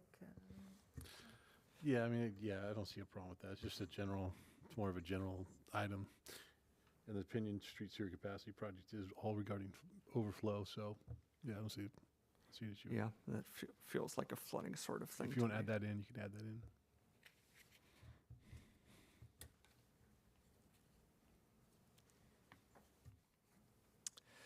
Now on page 7, R02504, there's some policies that you have here that seem like they're either a bit of a stretch for the item or they're in active conflict with other policies. So policy CS goal 10.2 talks about updating where possible the existing roadway network to enhance pedestrian, bicycle, and transit circulation while maintaining safe vehicular circulation. And I don't see how that really fits with repainting the sort of center striping for retroreflectivity and stop signs. That is actually applicable because restriping doesn't necessarily mean duplicating the existing marking, but it could be the establishment of bike lanes as well. Like we're combining some of these funds with the pavement rehabilitation project, and included in that project is the bicycle lanes along Pinole Valley Road. So in some cases, it does apply.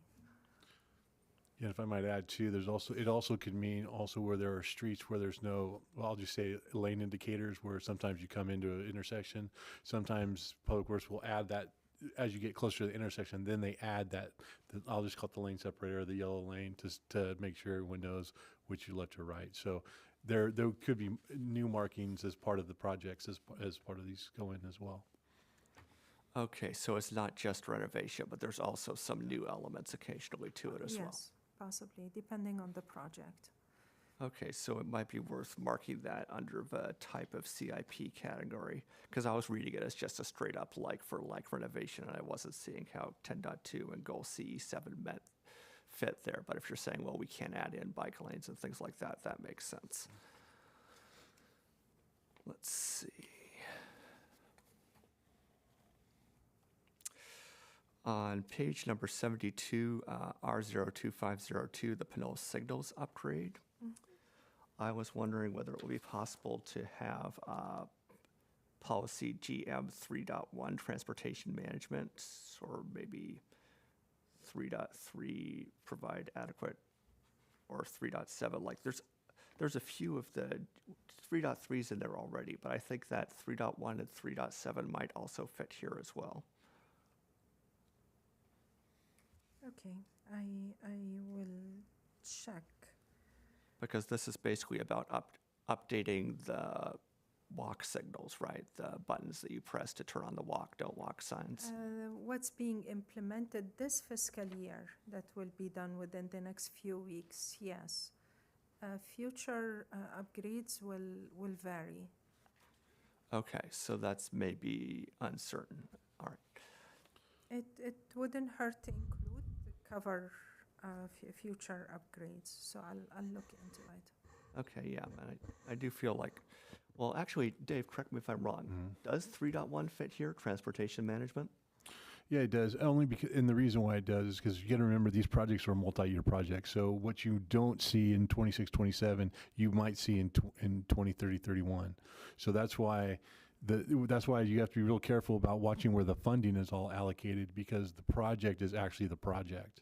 And so that project may take 1 year, 3 years, 5 years, depending. And that's why some of these policies might seem a little out of place for right now, because maybe they're not doing that portion of the project this year, but they're doing it in out years. So that's why you have to really, that's why when we're here, we're looking at the projects and and those policies that are consistent with the projects, not the funding of the projects.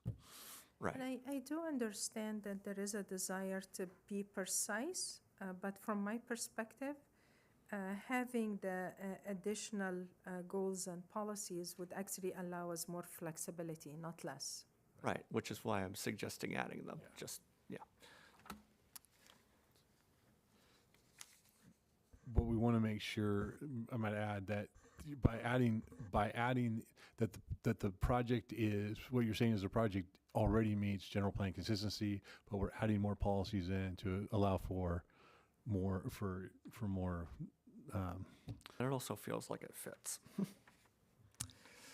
So let's see. And then again on page 78, R02303, Pinole Smart Signals. That one definitely feels like policy GM 3.1 would fit there. And that one's the transportation management. It's not just about collaboration with the county, it's also about make more efficient use of the regional and sub-regional transportation system, which it seems like making the traffic signals work better would pretty much fit directly into that. I did not change that from past years, by the way, but I'll be happy to add it. Yeah, well, I guess we hadn't noticed GM 3.1, but now that we've got this convenient little list here, it brings up ideas. And then for the next page, R02302, it's referencing goal CE3. It's like programming to maintain objective peak hour level of service. And I'm not sure how well maintaining pedestrian infrastructure fits with that particular goal. It feels more like goal CE4 might be a better fit here, and CE4 is establish programs to support sidewalk, trail, and street enhancements. Because this feels more like a pedestrian-focused improvement rather than a car-focused improvement. It is mostly for pedestrian and bicycles, although the overall safety is for all modes of travel. It includes the construction of the RFP at 3rd will happen at the same time, and then the Hawk at 5th. Improvements to the signing and pavement marking along that segment. We have adjustments to the center median, and we have a number of curb ramps. So it's a combination of things for multimodal improvements with a focus on pedestrians and cyclists. Right, because the only goal that's listed out in the side sheet here under CE3 is policy 3.2, maintain roadway network at or above established LOS thresholds, which is more how fast can you have the cars flowing through there. But this seems to be more focused on how safe can you keep the pedestrians. So it feels like goal CE3 isn't really the goal we're focusing on here. It's more goal CE4. Mm-hmm. And maybe goal CE1 a bit as well.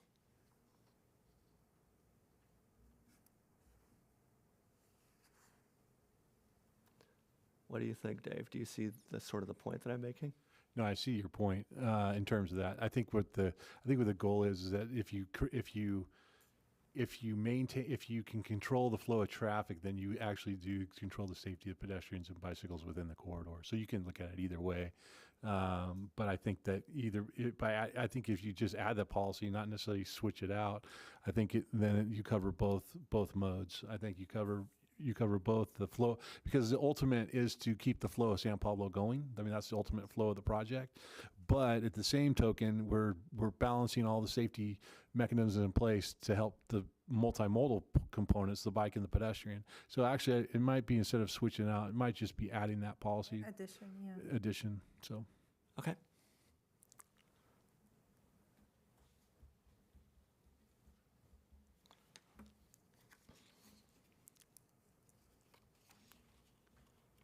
Next page. So on page 80, RO2301, road rehabilitation. It seems like here policy CE 3.2 fits well. It's maintain roadway network at or above established LOS thresholds. And, without road rehabilitation, you're not going to be able to maintain those LOS service levels because people are going to run into potholes and crash, and they'll cause traffic slowdowns. And I know that policy CE 3.2 is a high priority for members of the community that drive cars, which is still a large portion of the community.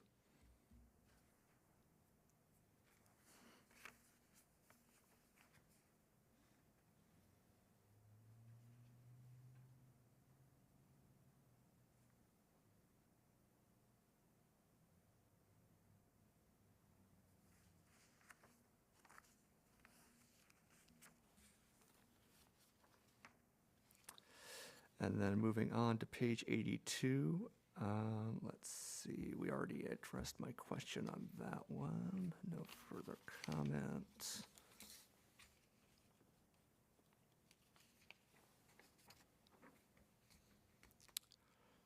I went over the additional general plan goals and policies for IN 2103, so that's in the record now, and I'd request that they be added to the goals and policies sort of quick sheet in the future, all of those.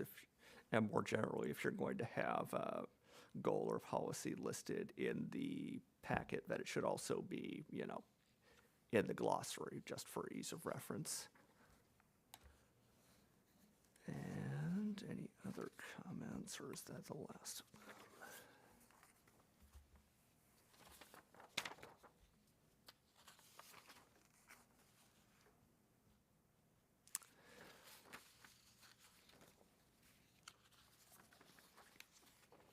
I think that's all my comments on this item for the moment. Thank you, Commissioner Menace. Commissioner Bender, your comments. I only have two comments. I'm glad the senior center parking lot kind of keeps going out. But I suspect that there will be some elements in, I'll say the community, that will still want to see a parking lot there. I'm hoping at that point, if it comes back to being addressed, that there will at least be a preliminary layout to see just how few parking spaces you probably will get on that lot, based on the circulation and also having to comply with the C3 requirements, since that parcel is greater than 5,000 square feet. And per the newer regulations, that is now a requirement, whereas in the past it might have escaped it.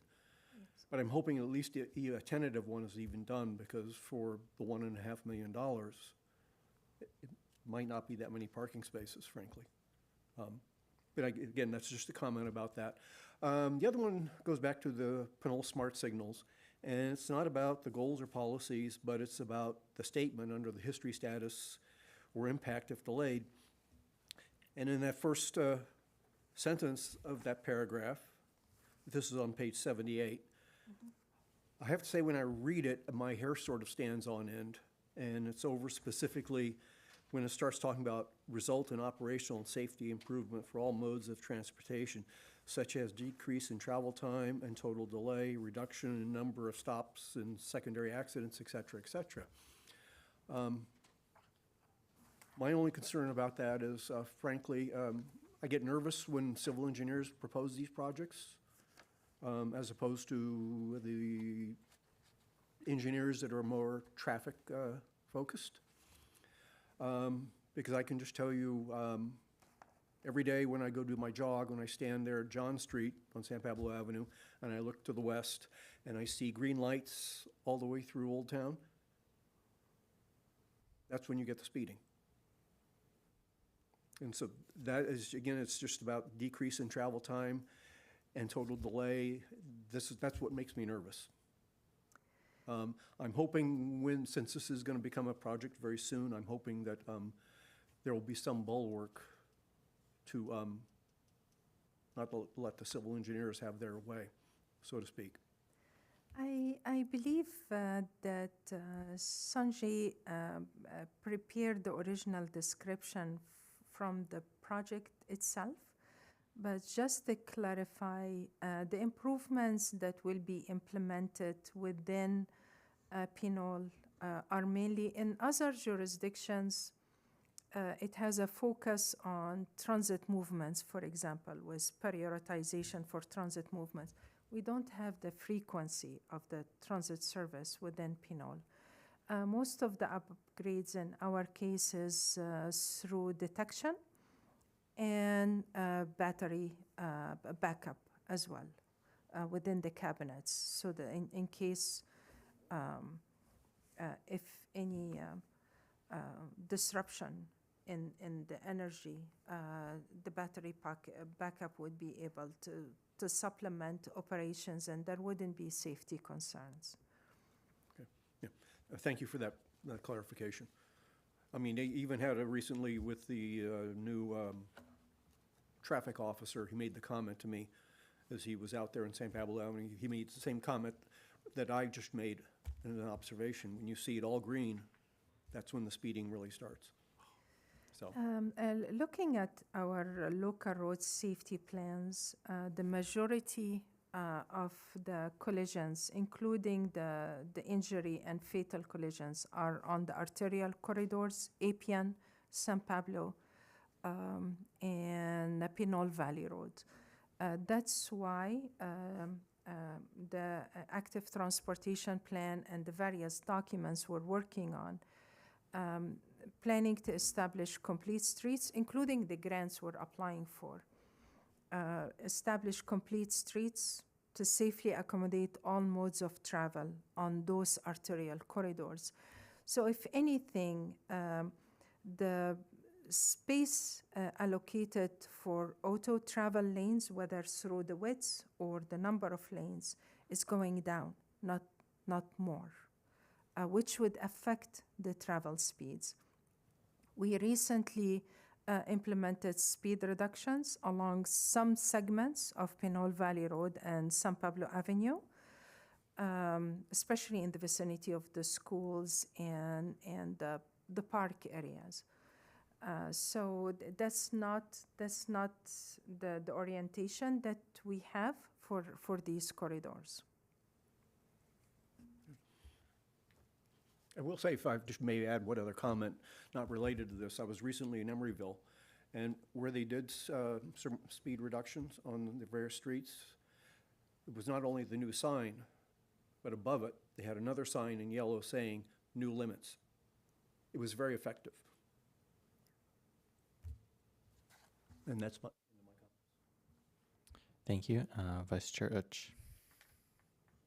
My comments are just in reference to, I just want to list at least two other projects that I feel fall within the climate action and adaptation plans, which are conveniently on page 84 and 85 are just mentions. Well, on 84 is the San Pablo Avenue bicycle and pedestrian gap closure, and the active transportation plan. As within the active transportation plan on their, the climate plan essentially does list or does fall within the scope of the hope of increasing essentially the share of bike ridership in Pinole. And these projects would basically fall in line with that. So I just want to mention that because I think the climate action plan is essentially, if I stand corrected, David, is essentially an extension of the general plan. Yes. Got it. So I think it's important to really stress that if, as in the plans, to make Pinole a model city, especially a city that is only, 3.5 miles in terms of length. That's pretty small, and for most modes of transit, especially cycling, it should definitely be something that is safe for most people to do and should strive for that. So that's why I'm really stressing on implementing the climate action plans. Because for Pinole, it's very much something we should strive for, but also I think something that is very much within the scope of our reality. You know, if, say, Davis can have a very bikeable city being in the middle of Central California, where it's extremely hot. Yes, it does have the bonus of being a campus, a university town, but I think that despite that, you know, we should really strive to try to be bikeable, just because, you know, it's cheaper for most people as well, and especially during this time, I think it's more relevant now that we rely on modes of transit that aren't tied to fossil fuels and global events, to put it plainly. So that's all I have to say, and thank you. Thank you. That's a good comment, and I will try my best to add it.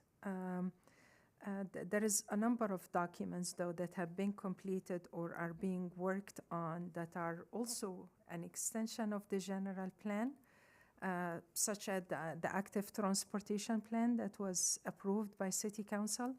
So at some point, we will have to put a limit. Otherwise, we will have to refer to multiple documents in terms of goals and policies, and it. Yeah, I mean, in terms of this aspect, I mean, usually when they start looking to add the additional plans, the ATP and the climate action, usually that's in the project scope of the project, usually most likely, and that'll be included. By the time it gets to here, in terms of the general plan component, most of the project descriptions are usually inclusive of elements of those plans. You have to be real careful. I mean, you can throw in every single policy of every single plan you have, but in this case, we should have reviewed the climate action and the active transportation to be able to see those goals and policies. And those are all, but usually when the projects are scoped, that's when those documents are referred to. Not by the time you get to this point, it's just a matter of making sure that they're consistent with that these are consistent with the general plan, because the climate action plan and the active transportation plan technically should have been already approved by the commission and the council as consistent with the general plan.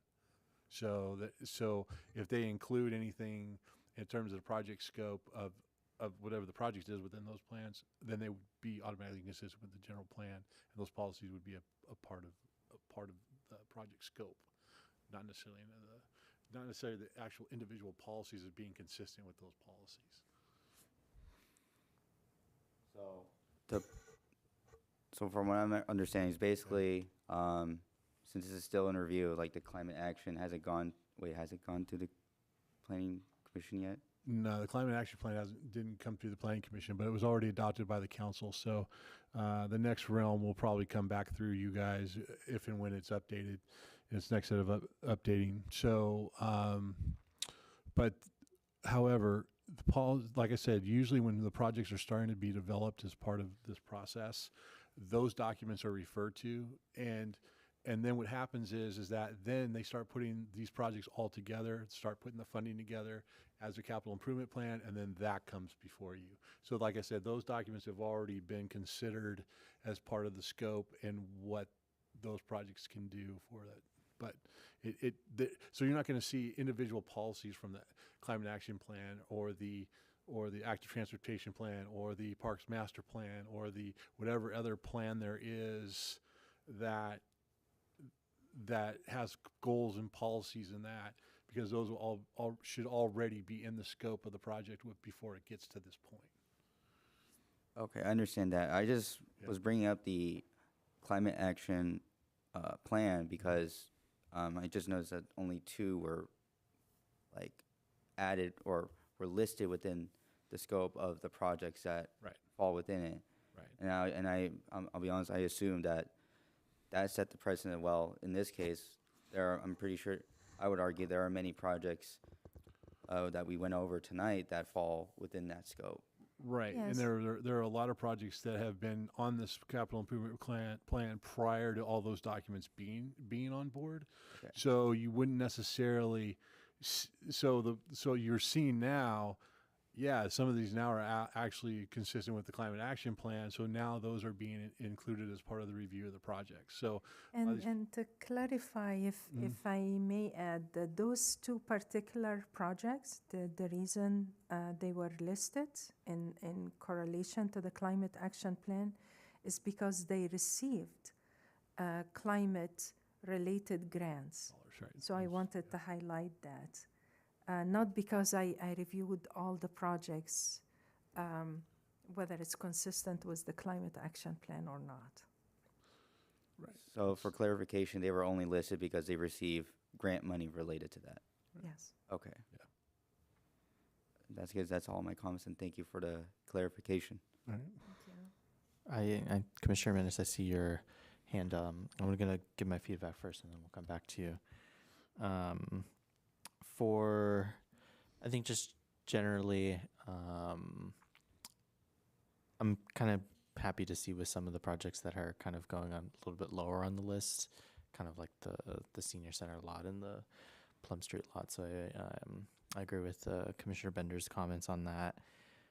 For me, generally, roads and repaving is also a big priority for me. So just as an example, like Pinole Valley Road, I live out in that.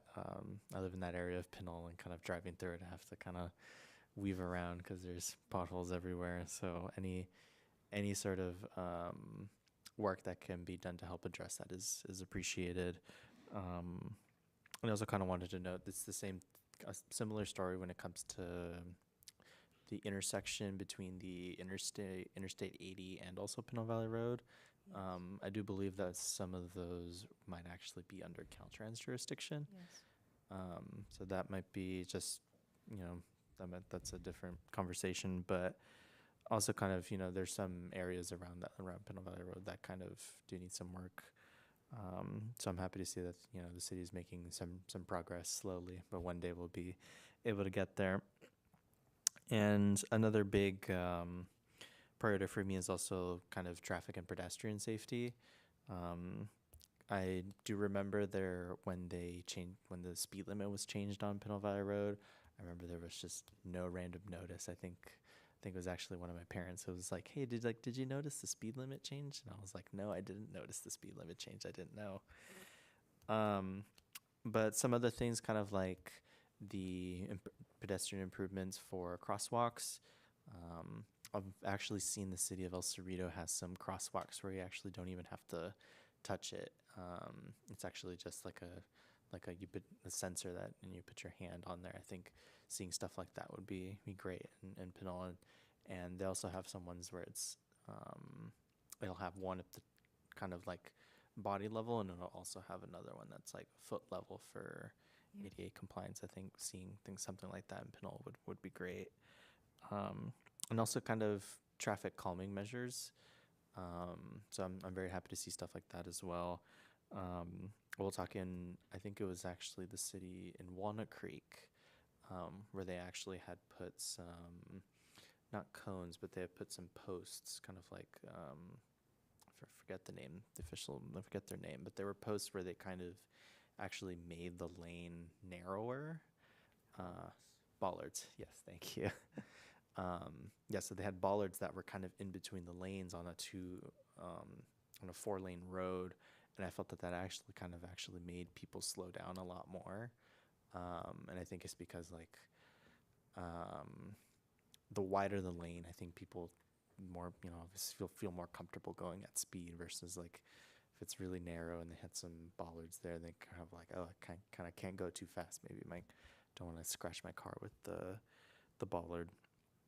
And another thing that I this one's kind of a little bit more like forward thinking, but stuff I like to see the stuff that could either have some potential savings for the city or things that will have some potential revenue for the city.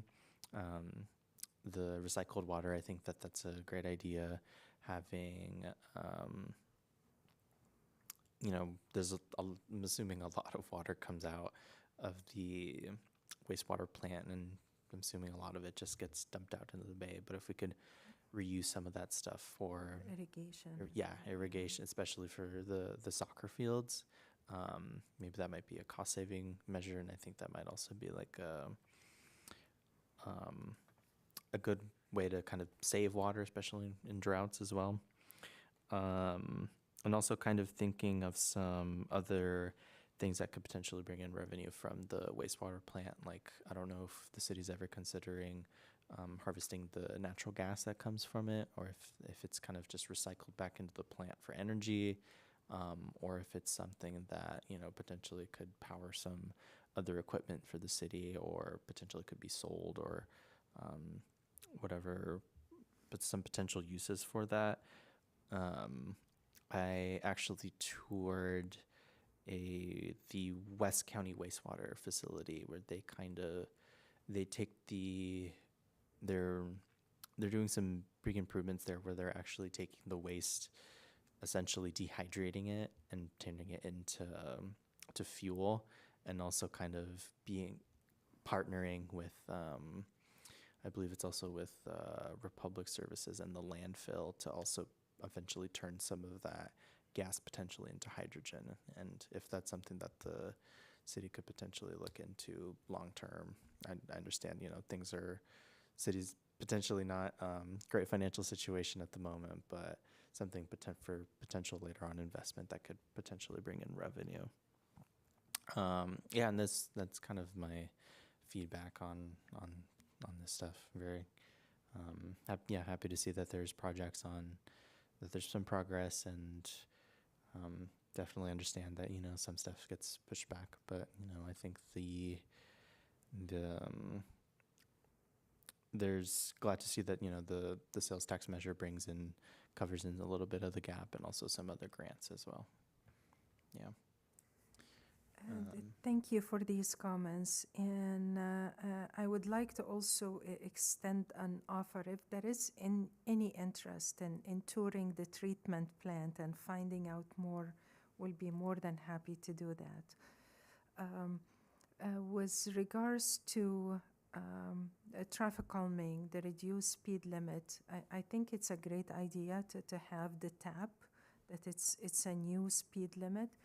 We did promote the reduction in the speed limit on the city's website and social media and such, but not everyone follows these postings.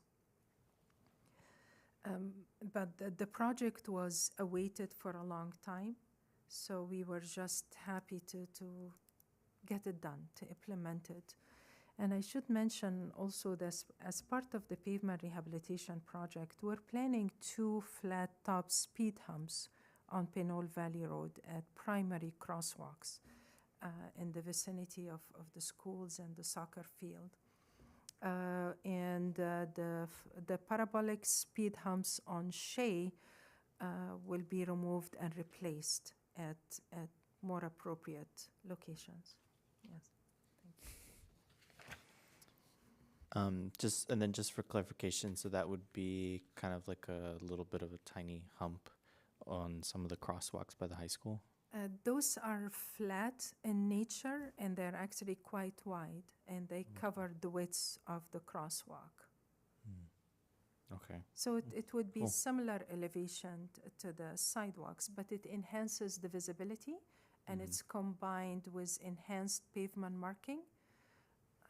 So it enhances safety conditions in general, and it helps in slowing down traffic. Okay. Yeah, thank you. I'm very glad to hear that. Commissioner Menace, you had some additional comments. Yes, thank you, Chair Sandoval. So first, I wanted to follow up to Vice Chair Uche's comments about the IN 2501 and IN 2106, the Actual Transportation Plan, and the bicycle and pedestrian gap closure.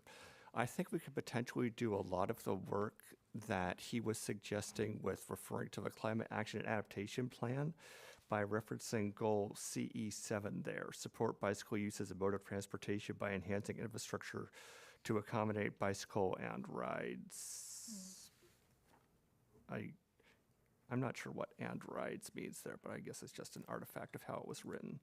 But it feels like goal CE7 sort of addresses a lot of that point, and it definitely applies for both of these projects, I would think. And then the second thing was, in response to Chair Sandoval's comments, I know that originally when the city was discussing recycled water feasibility, it was a much broader project, but it seems like what's being discussed here in IN 2103 is much, much more narrow. It's just the piping from the treatment plant to the Phillips 66 refinery in Rodeo, and that's it. So just wanted to highlight that, there might be other stuff in the future, but just given the limited space at the treatment plant and the narrowness of the project, that it's more narrow than was maybe being suggested. Yeah. Thank you for that. Yeah, I would, my suggestion would definitely be a little bit more expensive than just water for the refinery. I think, irrigation for either just plants around the city or the soccer fields or any other uses that the city might have, that would be kind of a little bit what I was thinking about. Yes. And any other comments? So at this point, do we just make a motion to accept the resolution? Do we need to make a motion accepting the feedback or directing change? Well, if you directed changes based on adding different policies, then what I would recommend that as part of the adoption of the resolution, that with the changes made to comments of specific programs, and then those will be added in as part of the comments to the council. If I may comment, because I didn't include a staff report and resolution, you could possibly have a motion including some of the changes, but there has been a significant number of changes that I kept track of. So it would be difficult now to include all of these in a motion, but I did keep notes of the recommended changes. Well, we wouldn't list all the individual changes. We would just say the changes that were brought up. That were discussed. Yeah, that were discussed as part of the meeting, and then we'll have that in the minutes. So we'll be okay with that. So without, I know addressing all of them no, we'll just address the comments in a more general way. I actually have to finalize it tonight and upload it for the council meeting. That's why I kept notes. So, if I may, I would suggest just an initial motion being that the commission agrees to adopt the various suggested changes that have been made in comments over the course of this meeting, because that would sort of cover the commission as a whole agrees with it. So far it's basically been individual commissioners raising various points, but there hasn't been a consensus determined yet. So I'd like to make that motion. Sure, I'll second that. Planning Manager Hannum, could we please have a roll call? Commissioner Menace, Yes. Commissioner Bender, Yes. Vice Chair Uch, Yes. Chair Sandoval. Yes. Motion carries 4-0. So with that, That basically secluded Yeah. all the changes that were made, or all the policies that were mentioned as part of that. So now you would take a motion in a second to actually adopt approve the capital improvement plan consistent with the general plan. yes, so then in that case, I would like to make a motion to approve Planning Commission Resolution 2506 with the changes as noted from the commission. I would second with the modification that it be Resolution 26-06. Yes, I will accept that. So we have a motion and a second, and could we please have a roll call? Yes, Commissioner Menace, Yes. Commissioner Bender, Yes. Vice Chair Uch, Yes. Chair Sandoval. Yes. Motion carries 4-0. Thank you very much. I appreciate you having me, and I appreciate all your feedback. Yeah, thank you so much for taking the time to be with us tonight, and good luck with the council presentation. Thank you. And thank you for being so receptive to our feedback and points and being willing to collaborate with us and working to improve the document. I appreciate it. Anytime. It's my pleasure. Thank you. All right, so that will move us to our next item for the night, and that will be item K. That is the city planners and commissioners report. Planning Manager Hannum, do you have anything to report on for us tonight? Actually, it's been kind of slow these last few days, or past few weeks. However, we are working on a couple temporary use permits. We're also going to have come to you here in the next couple months an extension for the Pinole Shores 2 entitlements. We also have a potential CUP. CUP come before you. So we've got a lot of action coming in front of you. It's just not a whole lot in the past. I know I think the demo permit was approved for Kmart. So that's going to be coming down if it's not already down. So yeah, It's not there anymore. Yeah, so It's not there anymore. yeah. So we're good to go there, and then we are working with a couple of property owners on a potential zoning ordinance text amendment, but we'll have more information on that later on. But that could be coming as well. Justin, you have anything? Or that's good. Okay, and that's all I have for tonight. So unless you have any questions I'd happy to answer any questions that you have. Sounds good. Any questions from the commission on the planning report?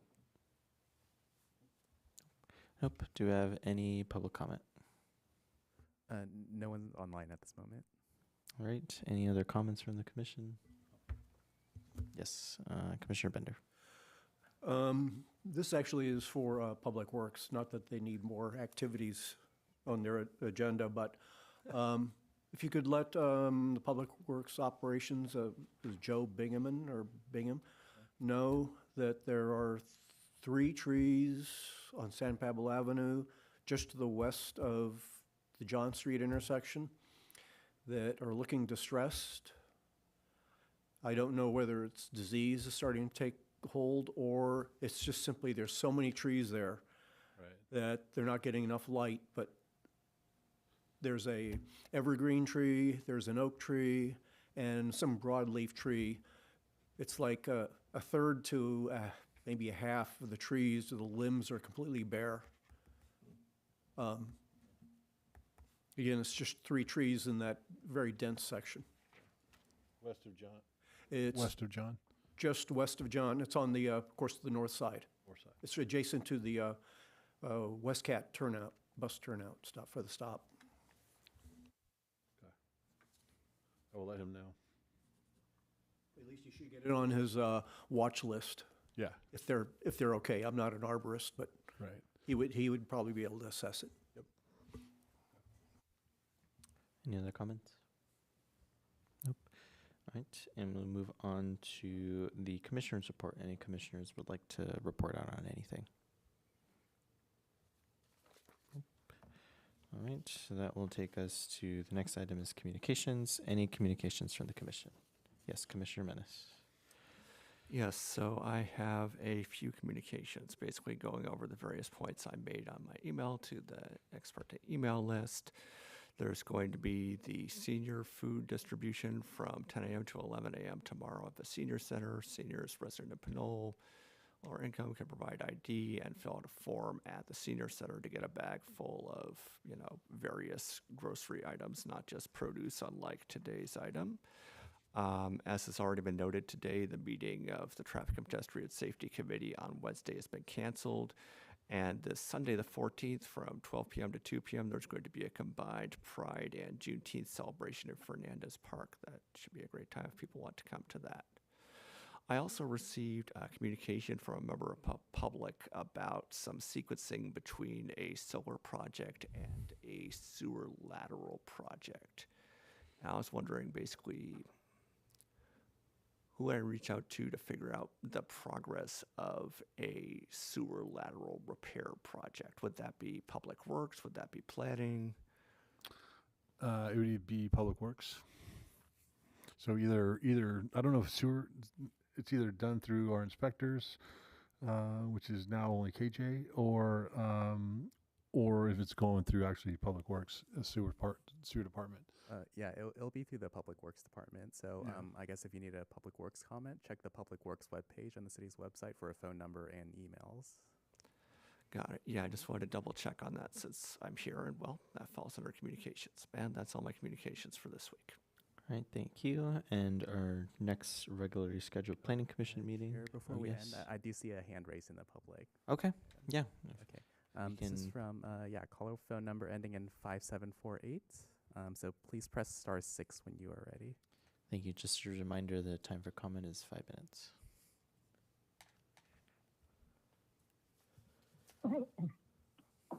Hello, can you hear me? Yes, we can hear you. Yeah, I was having trouble there. I was going to comment on the planning manager's report, a few things. Was there any updates on the Safeway Tower Hills I-80 project as far as any new changes with regard to the progress of somebody wanting to move in or develop that property? And also, is there any update to the request that was made several months ago about the outdoor special permitting for Dave's Hot Chicken with all the 6 or 7 big red outdoor tables that are permanently screwed into the sidewalk and into that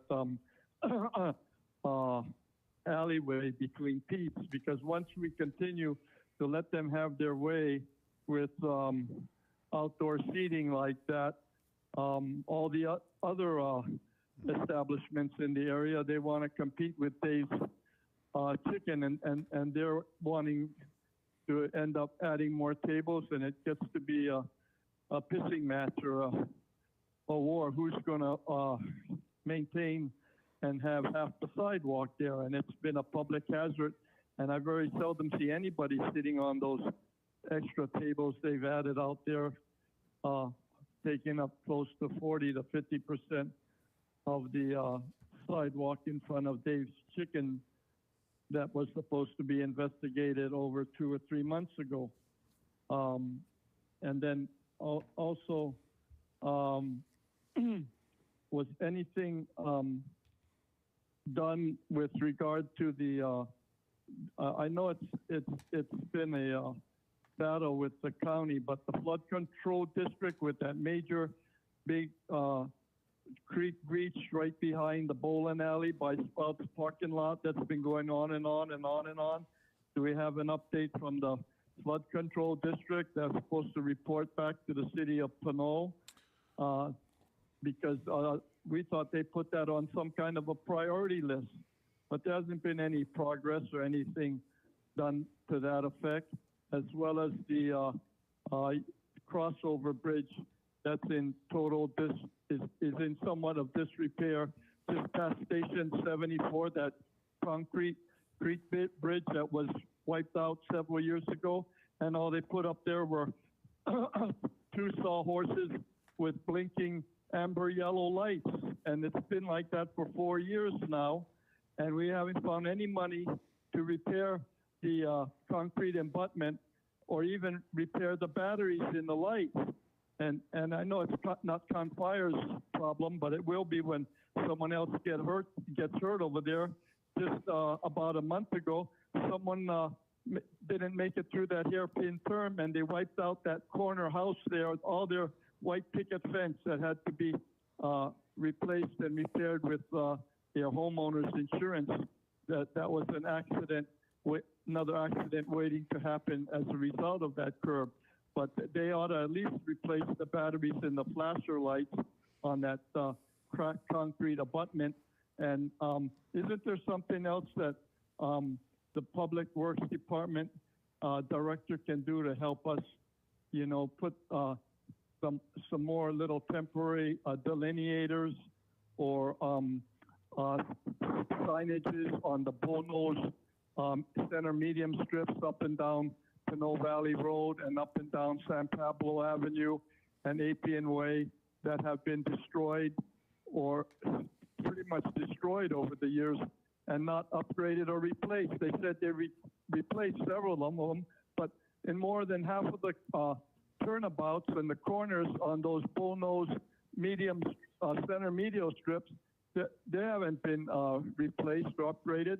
Half of them are sitting in the back of the corporation You have yard, 30 seconds as remaining. well as the concrete that the recycling bins that they ordered for the dog park and the barbecue grove are still sitting 2 weeks now in the back of the corporation yard in their parking lot back there, and they put out 3 or 4 of them by the soccer field, and that was it.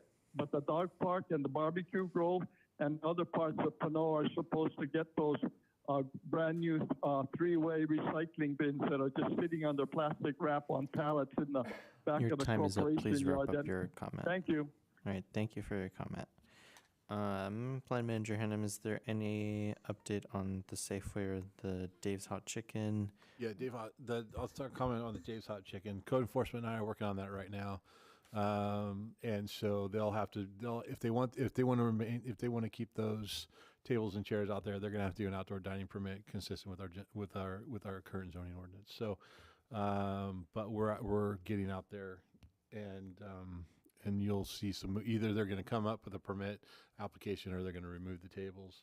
There's also a couple other restaurants that have just decided to put out tables and chairs that have been out for a while, but they don't have administrative use permits for those. So we're tackling probably 3 or 4 at a time. So you'll all be hearing about it in one form or another.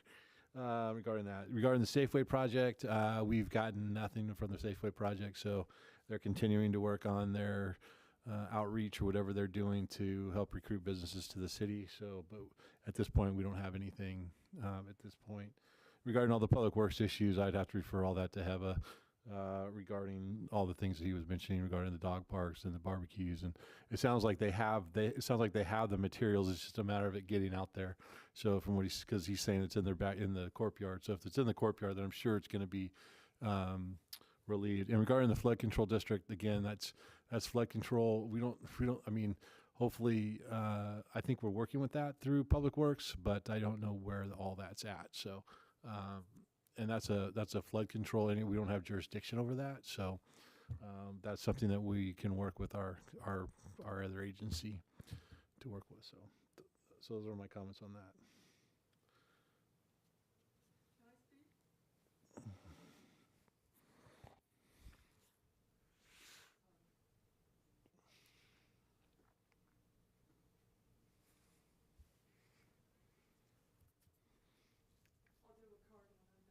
Yeah, no worries. Just You don't need a card. You can just go ahead and speak. please state your name for the record. I'm Sheila Grist. I am a Pinole citizen. Hello, Planning Commission and staff. I just want to say about the traffic on Pinole Valley Road. I live way out there. I've been out there for 36 years. here we go with history and being old. Pinole Valley Road from south all the way to north at the sewer plant was all 25 miles an hour back in 1989. And then the city got some notice. They said they got some notice from Caltrans or something, since they discovered it was like a corridor. The city bumped it all up to 35 miles an hour. Instead of replacing the signs, they put the 3 over the 2, a sticker. If you looked at all the old, yeah. So basically, we had 25 miles an hour through the whole Pinole Valley Road. And everybody went about 30, which wasn't that bad. But people still speeded, whatever. And now with it going up, well, now it's down to 30. The people are still going 45. They're not slowing down. You know that. From where it widens out to 4 lanes at Seamus, all the way at least to the freeway. And they're not really speeding that much in front of the high school. They're speeding after the high school because it's supposed to be 25 miles an hour from the high school to the freeway at least. And I think people think that after the high school it goes back up to 30, and it doesn't. And there's got to be some way, or we used to have cops that used to give out a lot of tickets, and people did go the speed limit. But I'm just saying that the speed humps in front of the Pinole Valley High are not really going to help, because the lights are really good.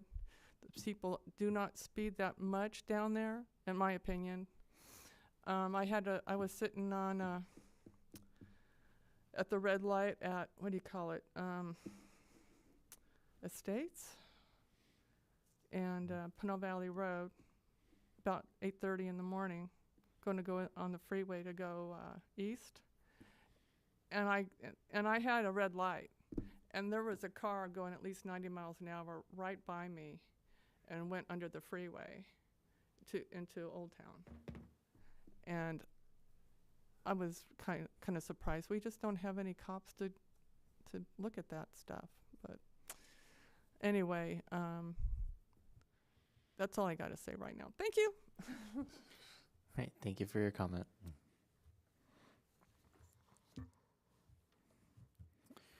All right, yeah, we'll definitely take note of your comment. Thank you so much for the feedback on that. Any other comments? No further comments right now. Okay, and I guess that will take us to our next meeting, which is regularly scheduled for June 22nd at 7 p.m. And with that, we will be adjourned.